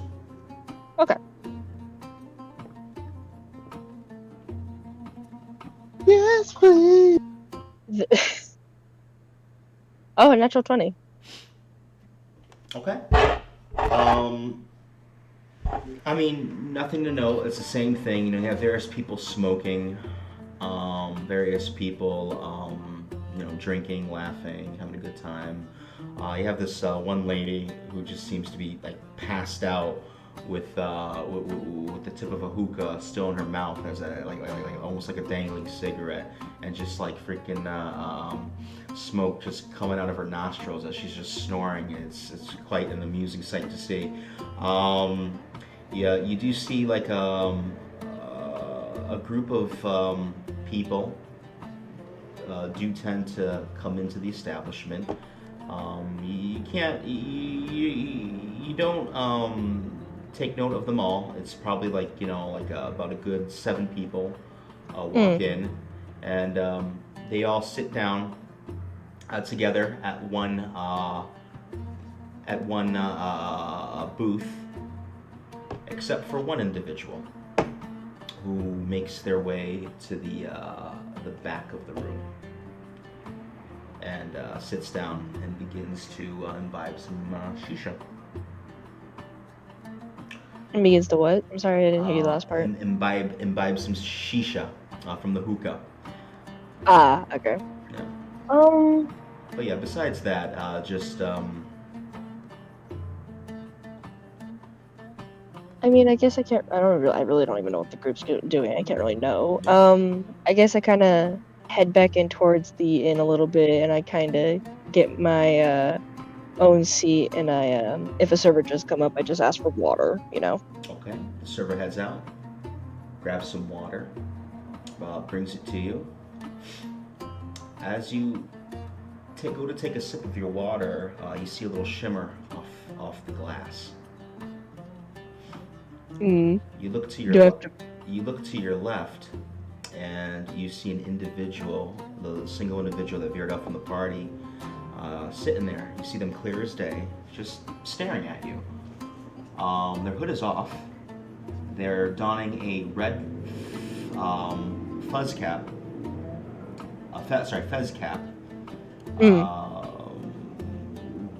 Crimson colored checkered jacket, leather shoulder pads. I will take a screenshot of who you see. Their skin is green. Their ears are pointed. He has a staff to his side, and his right arm almost appears to look wooden. Black paint smeared across his eyes, his face, over his eyes. He has one deep, dark brown eye and one bright golden eye as he just sits there and smokes So he's just Frost. staring. shisha. Okay. Sorry if I'm late, first of all. I've just got back from work. But is it okay if I go ahead and barge in the building? Hello, everyone. Oh my god. As you take notice here, you notice a towering figure all of a sudden approaches you, and you look up and see Goto in front of you. And as you see Goto's like, "Hello!" You look back to your left, and the gentleman that you just saw is now gone. Ah. Well, whoops, my bad. No, you didn't. I You didn't see. I approached the group. No, What are you it's guys just doing her. in this fine evening? It's just her. It's just Helgen. Oh, all right. Well, I approach her and ask, "Who you watching?" Well, before you rudely came in and scared him off, I wasn't too sure. Seemed of a shifty type of figure. Where have you been? Around. Around my ass. Do you realize the ordeal we went through today? let's Do you just say realize I how got- helpful it would have been to have you here? I mean, I was at the tavern. Yeah, I was at the tavern. What excuse could I come up with this time? Oh yes, I was chatting with a good fella that could have gave us a job, but then he refused us. There. At the tavern, yes. Helgen kind of just stares at you in just not disbelief. but just, Okay, I admit it, I was drinking my ass off. and I thought I had the problem. Anyway, the Around group the- head off. Go ahead. The group headed off into some far-off area they headed out around the area to surveillance to see if we were being followed in any way. And in the timely manner, Very as you well. said this, the rest of the party begins to make their way back to the tavern, back to Fonduke's, and one by one they enter. Speaking of which, there Oh, they are. hello everybody, I'd say. Well, So, how did your ordeal go? I fell off a Un- roof. I Another ran into a disappearing camel's act. backside. But Barristan thinks. Oh well, he confirmed that we were most likely being followed. Ah, And then I'm gonna kind of like shake my body, and then the disguise is gonna go away as I get rid of disguise self. Okay. A couple patrons gasp a little bit, but I forgot when we're in it, and way to draw attention. but then Who's going to keep watch tonight? I will Yes. keep watching, so I have barely done anything. Agreed. Be useful. perfect. God. I'm sorry. I'm very sorry if I drank my happy sorrows out of me. I am just an old brute that's, trying to Call find yourself old one alcohol. more time, and I swear on all that is unholy. Guys, please stop. I fell off a roof. I need my Oh. beauty sleep. Why, hello again. Wait, what's your name again? You Rad, don't remember how me, did you Gojo. fall? I thought we were friends. Rad, Oh, how I'm did you very fall? sorry. I have long-term memory loss. This, if anything, this would be short term, but okay. I took a solid, I think, 8 points of damage. I am wounded. Very fun indeed. Can I try and heal them? Oh, wait. Certainly can try. Yeah. I think I would be. Since I was already there, I guess on the way back I could use some. I have lay on hands. Okay. Ooh. That's a cantrip, right? Yeah, it's like a class ability. Hold on, let me pull it up here. Yep. Let's see. Lay on hands. So do you want me to just wait till you look that up, or do you want me to do my thing? I mean, let's see. So you said you did you took 8 damage. No, I took 6. I was over exaggerated. I took 6. You took 6 damage. Okay. So I have. Let's see. You have a pool of healing power that can restore 15 hit points per prolonged rest. As an action, you can touch a creature to restore any number of HP remaining in the pool, or 5 HP to either cure a disease or neutralize a poison affecting a creature. I'll just cure you for all that 6. And I guess I walk in and I don't complain about how I fell off a roof. Oh, Gojo, you're here. Okay, so go ahead and mark that you type in 6 and then click the heal button so that your health's back to snuff. Mm-hmm. Okay. Wow. Anybody else need healing or no? Are we all good? Like everyone's at full health right now, right? My dignity could use some healing. I'm not surprised. I need to work on my acrobatics. Let me As so do see. I. I mean, I could use some mental healing, if you know what I mean. I'm not gonna bother with you anymore. Jack, did you actually need healing? No. I go ahead and go in a depressed position, wagging my arms downwards and walking away slowly. Well, if we got Gojo here to watch over us, I say let's call it a night, and then we can head back to our target tomorrow. Stop back up on our Alright. journey. I go outside and keep watch. Okay. I You guys still have the bronze keys to your room, so. Yeah, I would go back to the room and go to sleep. Okay. I'm going to read get it? a breath of fresh air. All right, you go get a breath of fresh air. All right. Yes. Barristan, what are you doing? I'll also be outside with Goto because Centaur. Okay.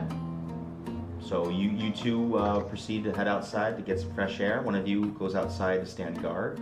Another one, gentleman, heads to his room. Heads When to you bed. walk outside, though, you see me passed out against the wall. Okay. You pass out against the wall. And Also, you see slobber coming from my helmet, okay. like if I would be drunk as fuck. Yeah, no worries. And there's actually another gentleman who's in a similar state outside the very establishment as well. Aw, cuddle buddy. Yeah, there you go. Yeah, just leaned up against the wall and was just like, just barely making audible words. Helgen, what are you doing? Helga's probably just gonna sigh very hard at the actions of the party, and then just like slowly trudges back up into the room, up towards her room, knocking to make sure that the contact is, okay with me entering into the room. Yeah, okay. So, you trudge up the room, two ladies laughing as they're coming down the stairs and whatnot. You knock on the door, no response. I mean, you have the key, so you know the door's unlocked, so. Well, yeah, no, fair. It's just it's politeness is all. Yeah, gotcha. I guess Helga kind of just peeks in, calling out, "You going right in here?" Okay. As you do that, a display is seen before you. Uh-oh. Frost. Oh, God. By the way, Frost. How Yeah? long have you guys been doing this session for? We are approaching the 3 hour and 30 minute mark now. A 3 hour and 20 minute mark now. Okay. Okay. There is a display. I work again tomorrow, so it's, There is a display before you. Broken furniture. Torn blankets. A bloody scythe.